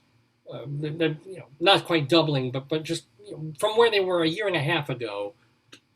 Because of the pandemic and whatever else, it's just been an insane housing market. Got that? Really all over the place. So, Dateline, Colorado. Colorado Springs, not Greeley, but Colorado Springs. When a realtor describes the house that she's selling for $590,000 as, quote, a little slice of hell, you know it's special. Mimi Foster, the realtor, says this dilapidated 5-bedroom, 4-bathroom Colorado Springs house she represents is adorned with spray-painted sayings like, suck my ass, and has cabinet drawers stuffed with feces. Despite this... Was it foreclosed? Oh, I imagine No, this. I wonder. Yeah, if I'm sure they destroyed. Yeah, This is yeah. whoever was in Yeah, there wanted to leave the most horrible, disgusting, unmentionable thing available. Foster told Denver Channel 7 she has already Where's it received located? Colorado Springs. Oh, Colorado Springs is interesting, yeah. Why? Because, I think there's a school there. It's either very bohemian or very conservative. I think it's very, Yeah. I don't know. Well, whoever, I don't know what How much happened is it here. worth? She is selling it. Yeah. Well, she is realtoring it for whoever the owner is. It might be the bank. Oh. 590,000. Well, it's How five big beds. is it? 5 bedrooms, 4 bathrooms. Mhm. So it's big. It's got space, right? But check this out. And she has received 16 written cash offers What cash? in the first 24 hours of the Oh my house being on the God. market. All right? Quote, I list vacant houses all the time, but I haven't seen this kind of hysteria even in this housing market. Why? And she is being brutally honest about the house's condition. Okay. Quote, this is the realtor Yeah, going and selling. I know. And the House. realtors usually say, it could have, a swamp in the basement. They're like, needs a little work. Swimming. It's a swimming Charming. pool. Yeah, Rustic. right. Yeah. Yeah. This house, quote, Yeah. is not for the faint of heart. Oh, my Lord. Yes, it Is has. it on Zillow? Is it on Zillow? I haven't looked. She doesn't give the actual address Oh. of the thing, but it's in Colorado Springs. Look for this realtor. Yeah. It has soaring ceilings and an open floor plan. Oh, good. Also, there's not a surface of the home that has not been enhanced with black spray paint or a swinging hammer. Oh, my Lord. But don't let that slow you down. You know why people want it? Because they don't have to demolition it. It's already No, demolition. right, yeah. It's not nearly as daunting as the basement freezer that's full of meat without electricity. Ah, Maggot Town. So wear a mask. Wow. And there is a back patio, but it's not necessarily attached to the house in the manner that you might hope. Mm-hmm. In her video walkthrough of the house, Oh my God, the poor woman. she adds, quote, well, there's human and animal feces in the living room to greet you as you walk in. The prior tenant had a menagerie of animals, so the carpets are saturated with urine throughout. On top of the profanities on all the walls and the appliances, Wow. That's Foster, talent. she admits that the home is located, quote, in the pink of a geological landslide area. So can Apparently, we buy it? Is it available? It is for $590,000, except we have to overbid 16 people who've already That's bid a that. steal. What would you in do cash. with it? I mean, Apparently, the original owner died. yeah. A relative moved in and then got evicted. There you go. That relative had 2 cats, which she did not take with her, and are still in the bathroom. Oh. Oh, yeah. So, do you want to put in a bid? Yeah. Yeah. Because, I mean, if you're looking for it for the land, you knock This it is down. what you always tell me. Oh, it just needs a coat of paint, right? That's what you tell me. It needs a paint job, new carpeting, Yeah. and I think it needs some kind of decontamination. I mean, human feces are a biological Yeah. hazard. You except can't- are they still if it's Yes. desiccated after if the water's gone out of if it? you have human feces in something, I think you have to do special cleaning. Oh, Like, all right. Or do you just knock it down? You know, do you want the? It's probably on like yeah, a but quarter I acre. don't think it's in a good land because you Oh, it's said- on a landslide area. Yes. What a wow. I mean, that's not. It doesn't seem. Could you imagine if someone wants to buy it and live there as is? I don't think so. I don't think you could. I don't think. Like a psychotic. You think, this is just what I was looking for. I wake up in the morning and I see, fuck you. I mean, yes. I stir my coffee. I want to step in some shit. That's really upsetting. Yeah, well, yeah. We should go find the video. No, I know. We see the I know walkthrough. somebody was evicted and they demolished their house and stuff. I mean, I think that's. Oh, I would. Yeah. If someone, if I tried my best to pay my bills, I couldn't make it. I fell behind, and I've got the sheriff. If I wasn't brave enough to get a shotgun and just die in a shootout with deputies and try and kill Tell them them, about your friend who put shrimp in the ceiling. Or Yes! What is that? I don't know. I would do Is that. it shrimp or what? I don't understand. What A friend of they did. ours was I still living don't in an get it. apartment, Yeah. and He's the one who also got his little hunk stuck Yes, in a drawer, yes. right? He's a friend of the Daverhood. He was on the show years ago, and he told us this story about. He was just having awful times with the land. He and his girlfriend were living there in this apartment. Terrible times with the landlord. So the day before they moved out, I don't think they were evicted. I think they were just getting the hell out of there. And they bought like 2 pounds, one of those big circular things of shrimp, cooked shrimp, or either raw No, I or think cooked it's shrimp. raw. Those are raw for shrimp. dipping. And they took it and they put it like under one of those ceiling tiles Yes. and tucked it away yes. and just covered the ceiling tiles. So in the summer, so that within probably a week, you'd be walking through that apartment and it would be the most noxious, horrible smell you can imagine. But no, if someone were throwing me, and I knew I had no recourse, I wasn't going to get a penny, do you know what I would do to the house I was in? Was that your house? I mean, seriously, why wouldn't I? What would stop me? I couldn't do arson because that's illegal. But in terms of destroying property that is still yours until midnight, But I don't think it's yours. I think if the bank owns it and you're destroying it, but you can say, well, I put spray paint on the walls and paint it. You know, not writing that stuff. it's a paint job. Well, if you're a graphic artist, How and do that's your, you also write that on an appliance? Like that takes skill. on a toaster. Just yeah, like, I mean on like a Keurig. Like a How do fridge. you, yeah. well, you're right. You know, suck my ass on a fridge.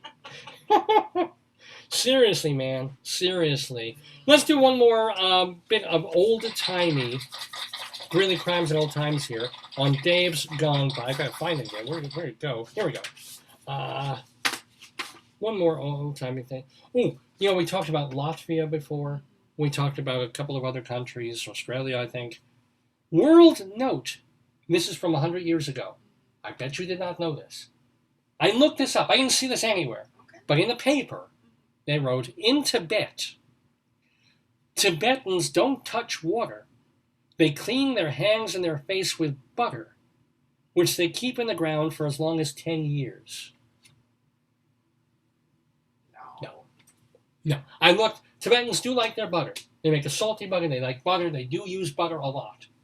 They don't wash their hands and No. faces with I think butter. I can't believe it's not butter. That's true. I can't believe that. That's right. Wouldn't it be ghee? Oh, it could be. Like a ghee pump. Oh, I want a ghee pump. Yeah, wouldn't that be I wish Bed Bath & Beyond sold ghee pumps. Maybe they do. And they don't have a butter pump because butter's too solid. But like, if people, are you putting ghee on your cooked yak? Here's some ghee butter. Get our ghee pump or a ghee sprayer. Oh yes. That would work. I would like that very, very much. I'm stumped on finding a pun for ghee though. Oh, ghee whiz. Anyway, that, my friends, is Greeley Crimes and Old Times for this Saturday, August 21st, 2021. Don't go away. There's actually, God help us, still more show. Mr. Horace Greeley was no fool. I'm sure that you'll agree with me that Greeley was no fool. What he is getting at is that Mr. Greeley was no fool. Yippee-yi, yippee-yi, yippee-yi-yi-yi, yippee-yi, yippee-yi,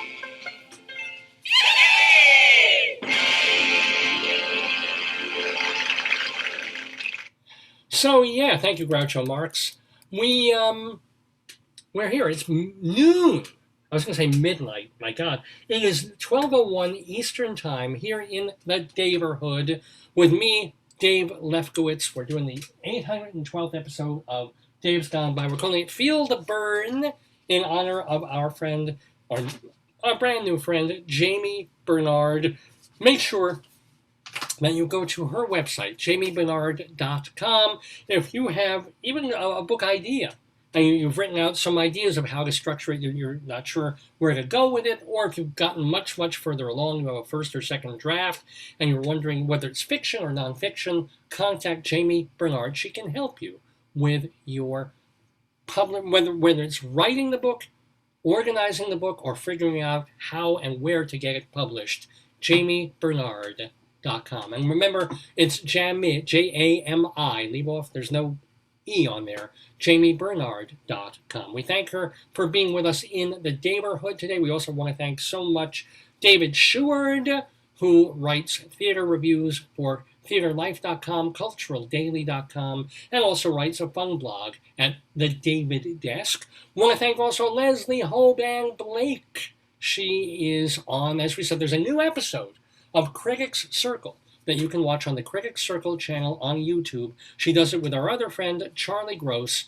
It's Leslie Hoban Blake. They are now, of course, all three of them wonderful friends of the Daverhood. Friends of the Hood are folks who have been on this program recently or months or years ago. We consider them friends. We consider them family, and we like to let you know what they've been up to. That's why we call this segment Friends of the Daverhood.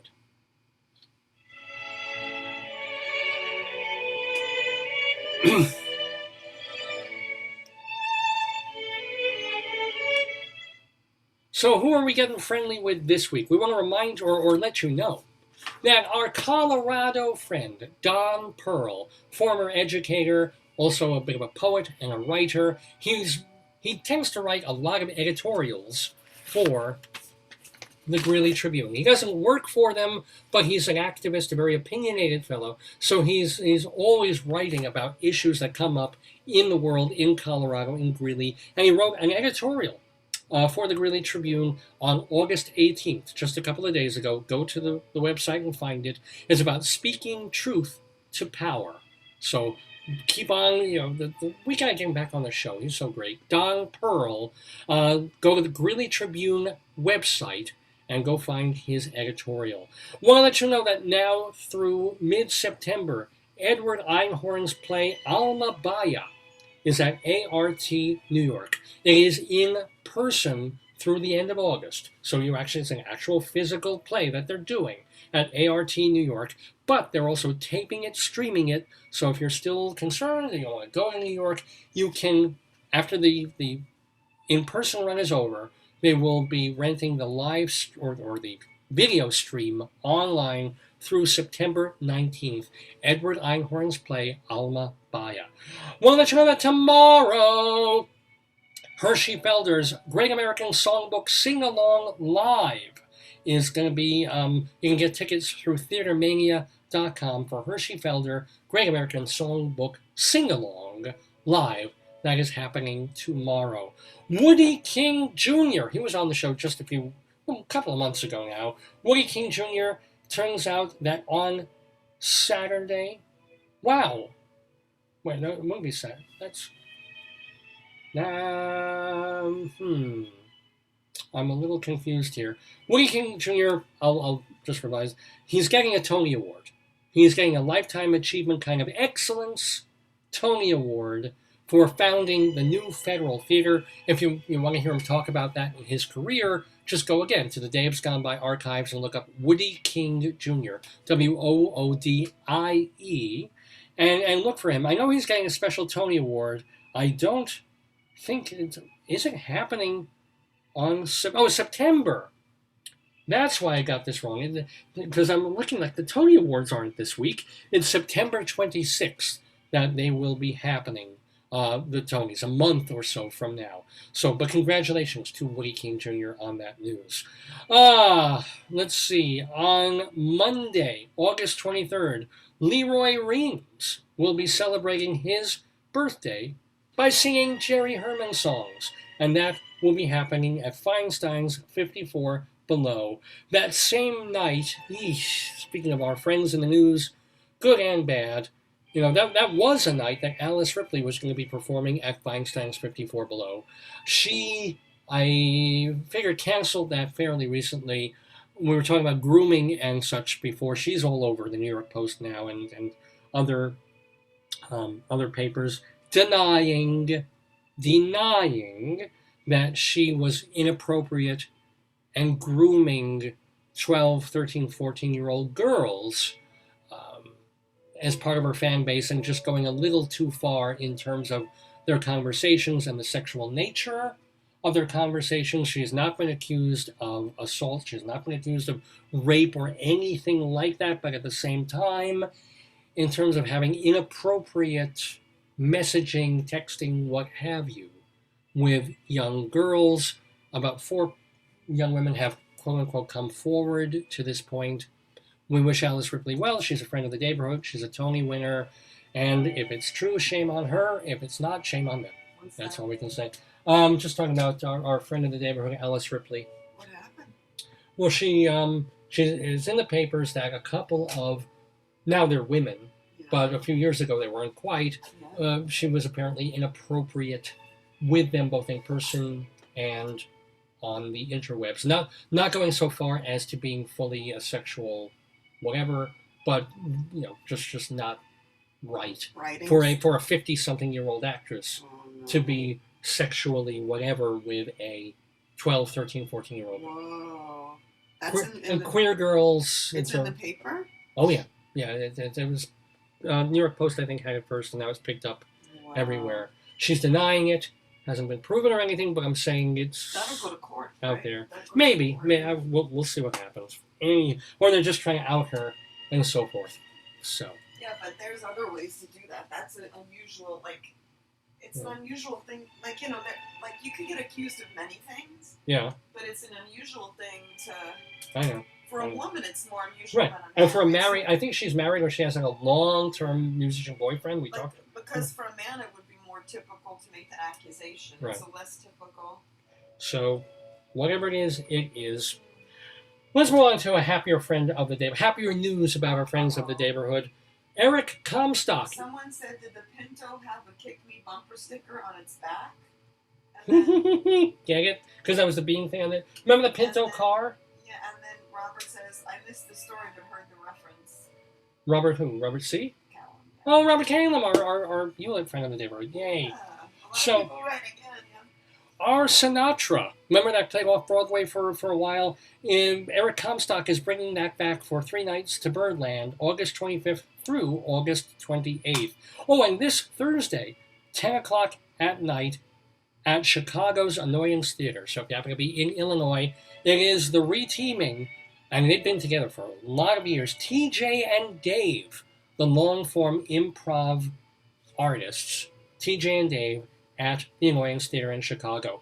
Monday night, Jim Caruso, his cast party at Birdland. Check out StageBuddy.com from Evan Seplow, DrDemento.com, and BobCudmore.com, the Friends of the Daverhood. Well, it is almost 10 after 12 Eastern Time here on Dave's Gone By with me, Dave Lefkowitz. Want to remind you, you can write to me, davesgoneby@aol.com. Check my Twitter feed, Radio Dave 2. And don't forget, I keep mentioning the Friends of the Daverhood, Rabbi Sol Solomon. If you want to find out more about him, go to shalomdammit.com. That is where you can read and hear his rabbinical reflections, which are these mini sermons. You can also watch the original version of Shalom Dammit, an Evening with Rabbi Sol Solomon, that he and Richard Shore did at the Roy Arias, it was at the Richland Shepherd Theater many, many years ago, thinking of bringing it back in some form in a couple of weeks, just as a Shits and Giggles live stream, maybe, if you guys are interested in watching that, as we try and ramp up, and when Delta goes away, and Lambda, and Gamma, and Henri, and Grace, and whoever else, and you can actually do, theater again. We'd really love to bring that back for the Rabbi. But something's going to be happening the weekend of September 11th and 12th. We'll keep you posted with Rabbi Sol and Shalom Dammit. And what else did I want to mention too? Big shout out to our sponsors at Hewlett Minuteman Press. I'm not going to say anything else about them because we've been warned by Cablevision that we can't promote or advertise or sponsor. So I just want to say, hey, Toron family, great people. Hewlett Minuteman Press, they're a franchise in Hewlett of copying. Enough said. We just got a notice that you have to take your boat out of the arena if you have a boat for Henri. Oh, my canoe. Yeah. Oh dear. See, I'll have to get to that right after the show. My Chris Craft yacht. Oh. That's floating off the coast of Bermuda. I'm not worried about that one. But the dinghy, I'm always worried about my dinghy. Mm-hmm. Anywho, we have a little more to do at Dave's Gone By. We've got enough to, because we have two more segments that are quite short. We have our Colorado Limerick of the Damned, which couldn't be short enough, as well as My Sick Mind, devoted to Bob Dylan. But let's gas just a little bit, because I wanted to go I was going to talk about it last week, we ran out of time, but, the eternal conundrum, as I go, we'll do a Dave's goes off. Here's the theme. Dave goes off. That's me. Dave goes off. Dave goes off. Dave goes off. Where I go off on a topic, I'm not going to go on a rant or anything, but I have all this, as we all do, in my head about what's been going on in Afghanistan. And it's the eternal conundrum of these places. It's like, do we just, try to kill as many as possible and leave? Or do we just let them all kill each other, but occasionally, take the occasional casualty in the West? It's just like, we knew how Joe Biden can stand there and say this was a surprise. That he didn't realize that at the tipping point when we removed enough soldiers from Afghanistan, and we didn't win, quote unquote, the war there. We were just kind of sort of keeping the peace, right? When that one extra soldier left, the Taliban would just be like, okay, country's ours again. And to say, that this is the best that military intelligence can do. I'm sure George Carlin would say that those words are mutually exclusive. That the best military intelligence could not have predicted that it would be chaos. And I don't care that there's chaos over it. I don't care that there's people, they're screaming, they're crying, they can't get out. I care that the Taliban will be running this country. I don't care that some idiot has to hang on a plane because he can't get out. That's unfortunate. It's sad. He had 20 fucking years to try and get out of this terrible country. He didn't have to wait until this moment when it's like, okay, we're pulling American troops out. No, sorry, right? But the fact that it's going to be in the hands of absolute lunatic terrorists, hundreds, thousands of them, running the country. And again, is it going to, we feel bad, we read a book like The Kite Runner, and it's terrible for the people of Afghanistan, and the women can't do this or say that, and they gotta wear this, or they get their hands cut off, and the men can't, look at a cell phone. And it's terrible, terrible, terrible. I don't care, really. I care that these are the kinds of people who could come to New York again and wreak havoc, even if the last batch were from Saudi Arabia or from Pakistan or what have you. I care that this country now becomes unbelievably sick and dangerous, unless they are so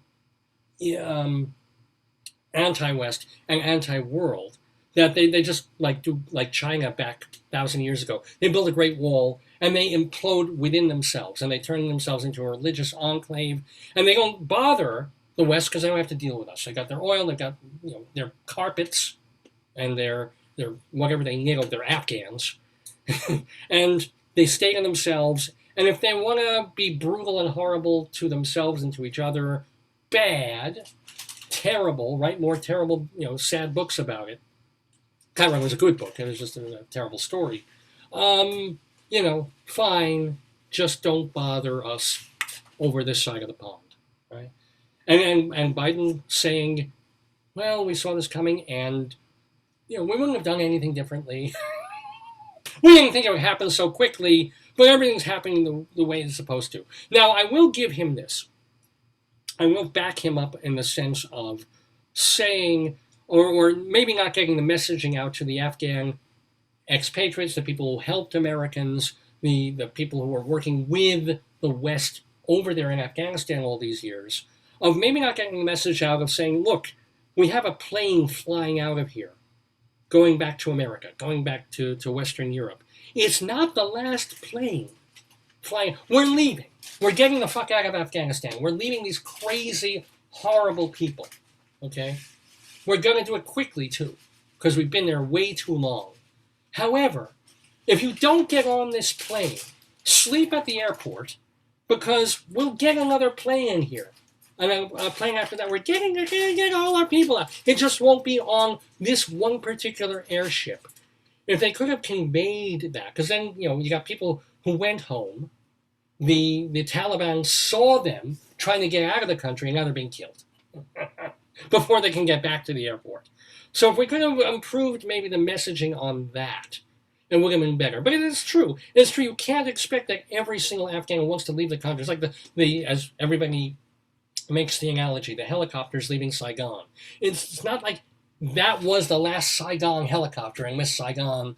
That was not the last plane. This plane's probably leaving tomorrow out of Afghanistan. Be on it. Should have been on it years ago. I feel bad also for Americans who are trying to help and trying to but not so bad. Help people here. Servicemen who were stationed. The joke was, but we have soldiers there. Soldiers risking their lives day after day for nothing over there. And they used to call it Trashcanistan. That was the joke name they had for it. Because that's what it maybe always will be, a sand-covered trash can. It's Trashcanistan. And the soldiers knew it. And they didn't have a choice. They were sent there. They had to be there. But advisors, people who were like, oh, maybe we can build a Macy's here, right? I don't have particular sadness or disappointment for them if they can't get out, or they find themselves trying to walk along the road with no feet left because they accidentally wore a Western kind of shoe on, Eid. I don't know. Anywho. But I also, in terms of the Afghani people, this idea of, well, America can't win. America not only haven't we won a fucking war since World War II, or Grenada, but we can't win in the PR game. We come in there, we try and help, and then the Afghan people are like, but you're leaving us. You can't, how dare America leave us and abandon. What a terrible country you are. And meanwhile, the people who are oppressing them and taking them over and killing them, is like, America, death to America, America bad. They showing it on TV. This woman news reporter who will get raped within the next week.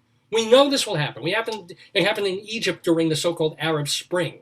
They sent a woman, blonde, cute news reporter to Egypt during these celebratory things about Egypt having a whole new lease on life and not being as restrictive and not Sharia law, and she got raped and beaten to a pulp. This is going to happen to any American dumb enough to stay over there and still keep reporting on that country, right? But this idea of, well, America should have, why didn't you build the Walmart? Why didn't you build the Walmart? Afghan people.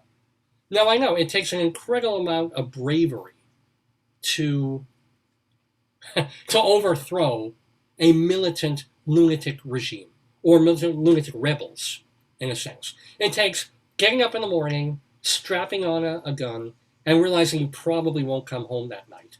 But you're fighting for an idea, you're fighting for your country. I don't know if I could do it, but I think in terms of the Afghan people who just called in America in the hopes of that we would fight their battles for them, that we would build their malls, and we were trying to build schools. Oh boy, oh boy. So now we educated all these young Afghan girls in literature, in mathematics, in science, and as soon as the Taliban realizes they're smart, they're all going to be killed. Or maimed in some way, or have their, whatever the fuck they do with their labia, and made wives and bound and their lives destroyed. That's what America has been doing.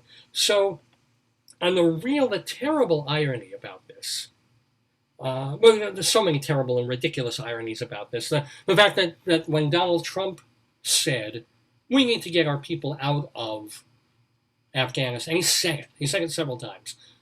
That's one of the things we should do. We got to get out of Afghanistan. Too many American soldiers are dying. We're not doing anything there. It's a disaster. It's an unwinnable thing. Let's get out. And, of course, the media, the left-wing media, mocked him and said, oh, my God, but there'll be a humanitarian crisis if we do that. And you can't, how can you even dare say that? And because you just love the military. And it's like, and then Biden does it. And the media at least is being fairly objective in saying, oh, the rollout of this is a screw up. Even though now we kind of agree, yeah, the soldiers should be out of Afghanistan. It's just we're not doing it the right way. Right? But when Trump says soldiers out of Afghanistan, Trump is wrong about everything. So he must be wrong about that. Right? So we are getting these people, our people, out of Trashcanistan. And yet, the one thing that I have said from the beginning, and I don't feel bad about this idea, what were we doing there in the first place? Why the hell did we have soldiers? Why did we storm into Afghanistan? And I understood that one. And I said it back in, this show was on the air in 2002, 3, 4, not that long after 9/11. Right? And Iraq was another thing. Iraq was George Bush and his daddy's little sinecure. It was all, don't even get me started on Iraq. We didn't belong there. That was a ridiculous fake war. But after 9/11, going into a place like Afghanistan made sense to me. We were looking for bin Laden. We were looking for murderous terrorists because we had just undergone the worst attack in the history of the United States on American soil. In New York, right? 3,000 people in a coordinated attack, not just in New York, Washington, D.C., the Pentagon, right? And there was another playing point that, I think you know this story. Unless you're 15 years old and it's already ancient history to you. But people my age, we know what happened. Right? And so when President Bush said, okay, we're going to go after these kinds of people. We're going to go after terrorists and Al-Qaeda and ISIS and Taliban and blah, blah, blah. I was like, you go get them. And I was even saying then, yes, get them. Maybe don't bring soldiers, just bring atomic bombs. Just nuke everything. The joke being that these motherfuckers live in yurts. They live in little huts. So if you blast something to shreds, they rebuild it a week later, and it's even better than it was a week ago because it's 3 planks and some thatch. But still, just blast it to pieces was the thinking after 9/11, because they deserve it. Right? If there was a country that deserved to be nuked, right? Little did we know that they would be hiding bin Laden in Pakistan. Little did we know that Saudi Arabia, the most forward-thinking great American friend, was also, a terror cell hub for people as well, for the radical fringe of them. But it made emotional, logistical sense to go into Afghanistan and punish people and kill radical Islamists and root them out and try and make the connection. So how do we find the real bad guy? Not just the messengers. We get the messengers to turn on the bomb deliverers. We get the bomb deliverers to turn on the bomb makers. And then we go up the chain, right?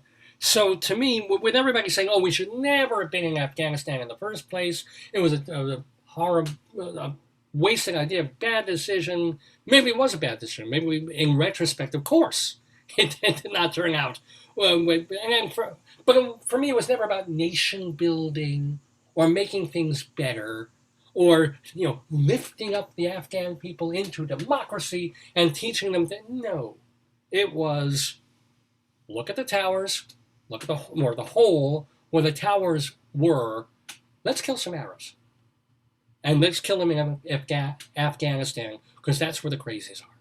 Right? And they're crazy in all these other countries too. Libya, Syria, so forth. If you attacked any one of those, I would be like, you go. As a Jew, as a Jewish man who has been hearing about and reading about and seeing terrorism all his life, first in Israel and then all over the country, I'm like, go get them. Indiscriminately, even. At least in Afghanistan, you don't have to be that indiscriminate, because every other person is going to be some person who will make you pray 5 times a day at the butt of a rifle. Kill them.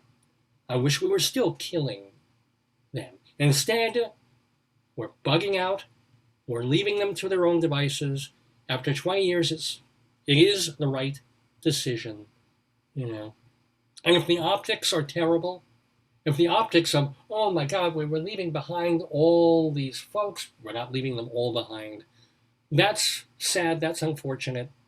I do like the idea that Biden finally said, it was like, and I've said this too. I've said this too. We went in once, we stayed in a ridiculous amount of time, now we're leaving. Doesn't mean we can never go back. Iraq was the same thing. It was kind of like, when is it time to leave Iraq? Is it time to leave Vietnam? It's like, we're America. We have planes. We can fly them out. And if something goes crazy, if the world goes nuts, if the country goes nuts, we can fly them back in. It's airspace. In a few hours, they can go from Andrews Air Force, or I don't know where planes fly out. Missiles can come flying out of Florida or California or Maine. I don't know where the hell they keep these things. And soldiers galore can come back if we need to quell something. If there's a horrible terrorist attack somewhere and we need to nuke the capital. We need to take Kabul and not even worry about just killing, just drop bombs on Kabul. And then leave again. Go away. Don't leave our soldiers there to be picked off with roadside bombs. Just go in, saturate, come on out. We can do that every 5 years. Every 4 years, we can make it leap year. And do it that way. And I think that is still an option.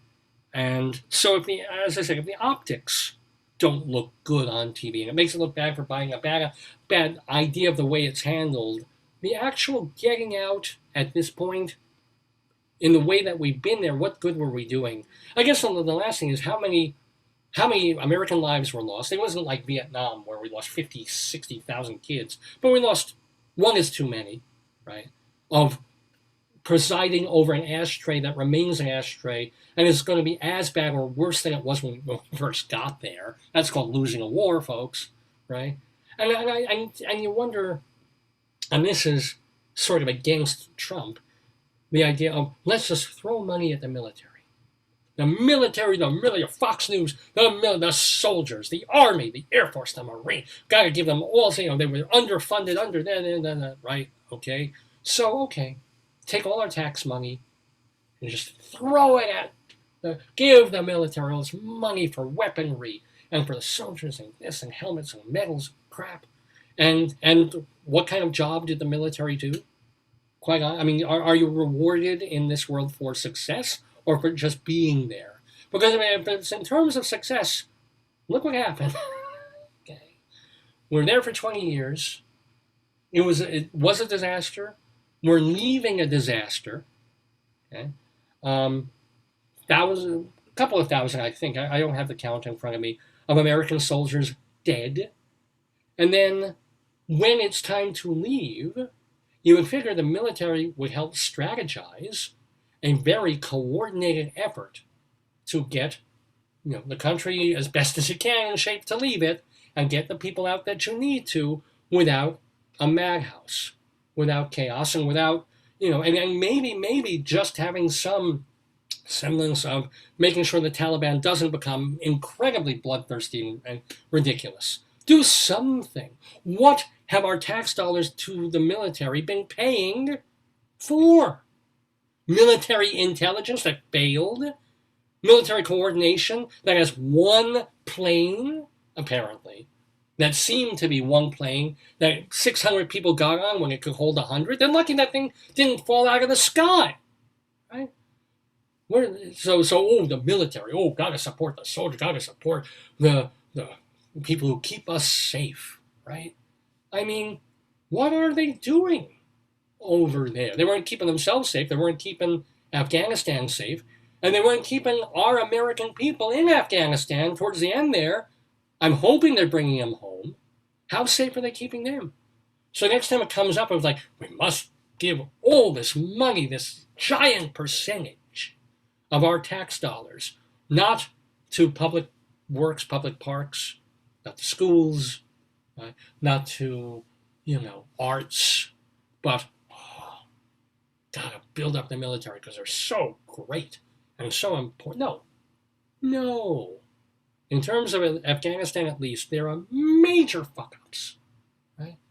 Towards which, every dollar that I make at my job, 25 cents is going to what we were doing in Afghanistan for 20 years.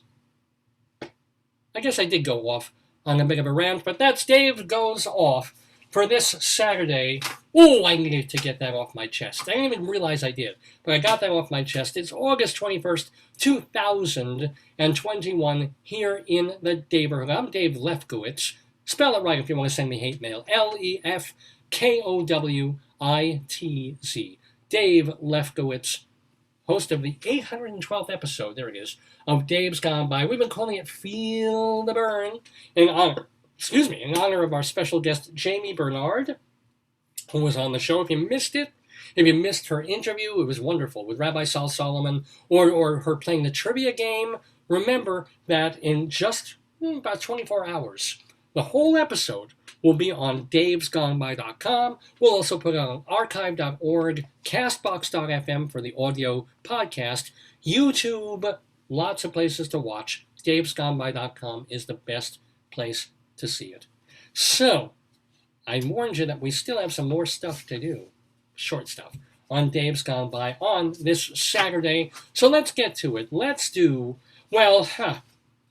since we're talking about Alice Ripley, and we were joking about Harvey Weinstein before and all these people, yes, it was reported, I don't know if it's news, it was reported this week that Bob Dylan, back in 1965, was in New York for a period of time, because he was in London a lot of that year, but at some point he was apparently in New York and met somehow a 12-year-old girl, and that he was grooming her. He was 21, 22 years old.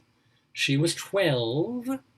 And now all these years, like 50 years later, triggered, no doubt, by everybody and everything in the news, suddenly triggered to remember, 50-something years ago, Bob Dylan. I kind of forgot about it, but now I remember. I am making fun, and if it happened, I take back every mocking thing I'll say about her. But it's like 50 years ago, he was sexually, physically inappropriate, what have you, with me. Okay. So she says her name is not being released. I think they gave her a name. It's not her real name. I don't know if I have any more details about it. It's in the news. You can easily look it up. But for this segment, which we call My Sick Mind, well, I do my own investigative journalism. And Bob Dylan ended up making a mixtape for her. Go figure. Back in I don't know if they had cassettes back then, but he managed to make a cassette for her of his own songs. But they're songs that he purposely redid. He redid their titles and their content for her, specifically to woo this 12-year-old girl. And so, ladies and gentlemen, we call this segment My Sick Mind. My sick, my sick, my sick, my sick, my sick mind. Well, talk about bad taste. My sick, my sick, my sick, my sick, my sick mind. You sick little monkey. Yes, ladies and gentlemen, My Sick Mind, because these are jokes. I will warn you, they are meant to be offensive. So here's the deal. This is Bob Dylan's mixtape, 12 of his songs on a tape for when he was trying to woo this allegedly 12-year-old girl. And it's amazing. He did this in 1965, and yet some of these songs he didn't record until 40 years later. So here we go. These are the songs that Bob Dylan put on his mixtape for his little girlfriend. Number 12, Lay, Soon to Be a Lady Lay. Number 11, The Pads, They Are a-Changin'. Number 10, Play in Blood. That's disgusting, right? Number 9, Baby Let Me Swallow You Down. Number 8, The Mighty Quim. Number 7, Up to Me, Up in You. Number 6, well, Going, Going, Gone is now Coming, Coming, Came. Number 5, You're a Big Girl Now, so get that thing aborted. Number 4, All Along My Crotch Tower. Those are my favorites, okay. All Along My Crotch Tower. Number 3, Mama, You've Been on My Mind While I've Been on Your Stomach. Number 2, Everything Is Broken, Including Your Hymen. And the number 1 on his mixtape, last song on his mixtape, Bob Dylan's most famous song, Blowing. Yes, that's My Sick Mind for this Saturday, August 21st, 2021.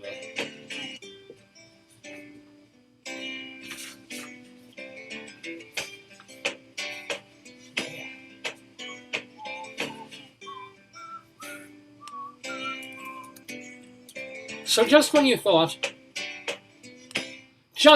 things couldn't get more offensive or worse, we do have one more segment. It's almost 12:40 in the afternoon, Eastern Time, here in the Daverhood. We've done so much today.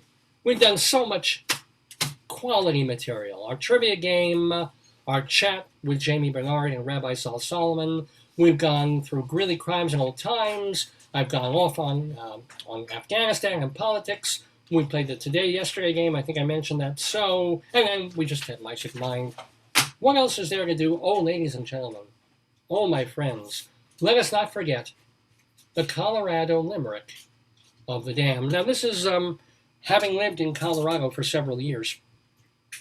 I took it into my head to write a poem, a 5-line humorous poem about as many places in Colorado as I could possibly. No, it wasn't even about me thinking of them. I could go through maps and lists of towns you have never. The people who live in these towns, some of them, have never heard of them, and they're living there. So one after another. So it's from the famous places like Denver and Fort Collins and Boulder to you've never really. There's that in Colorado, yes. So every week I bring you another poem, and this time, and this is a toughie, we're going to Elizabeth, Colorado. Can he rhyme? Not really, but with false rhymes I can tell. In our Colorado Limerick of the Damned. You're the poetry man. A limerick is a comic verse of 5 lines, in which lines 1, 2, and 5 will end with words that rhyme. And likewise, verses 3 and 4 also end with words that rhyme. So this is a limerick. Rocky Mountain, Colorado, indeed, our Colorado Limerick of the Damned. Let me tell you a little bit first about Elizabeth, Colorado. It's a statutory town, as opposed to a Bob Dylan statutory rape. It's a statutory town in the middle of Colorado in Elbert County, 45 miles southeast of Denver. It's got about 1,400 people in it.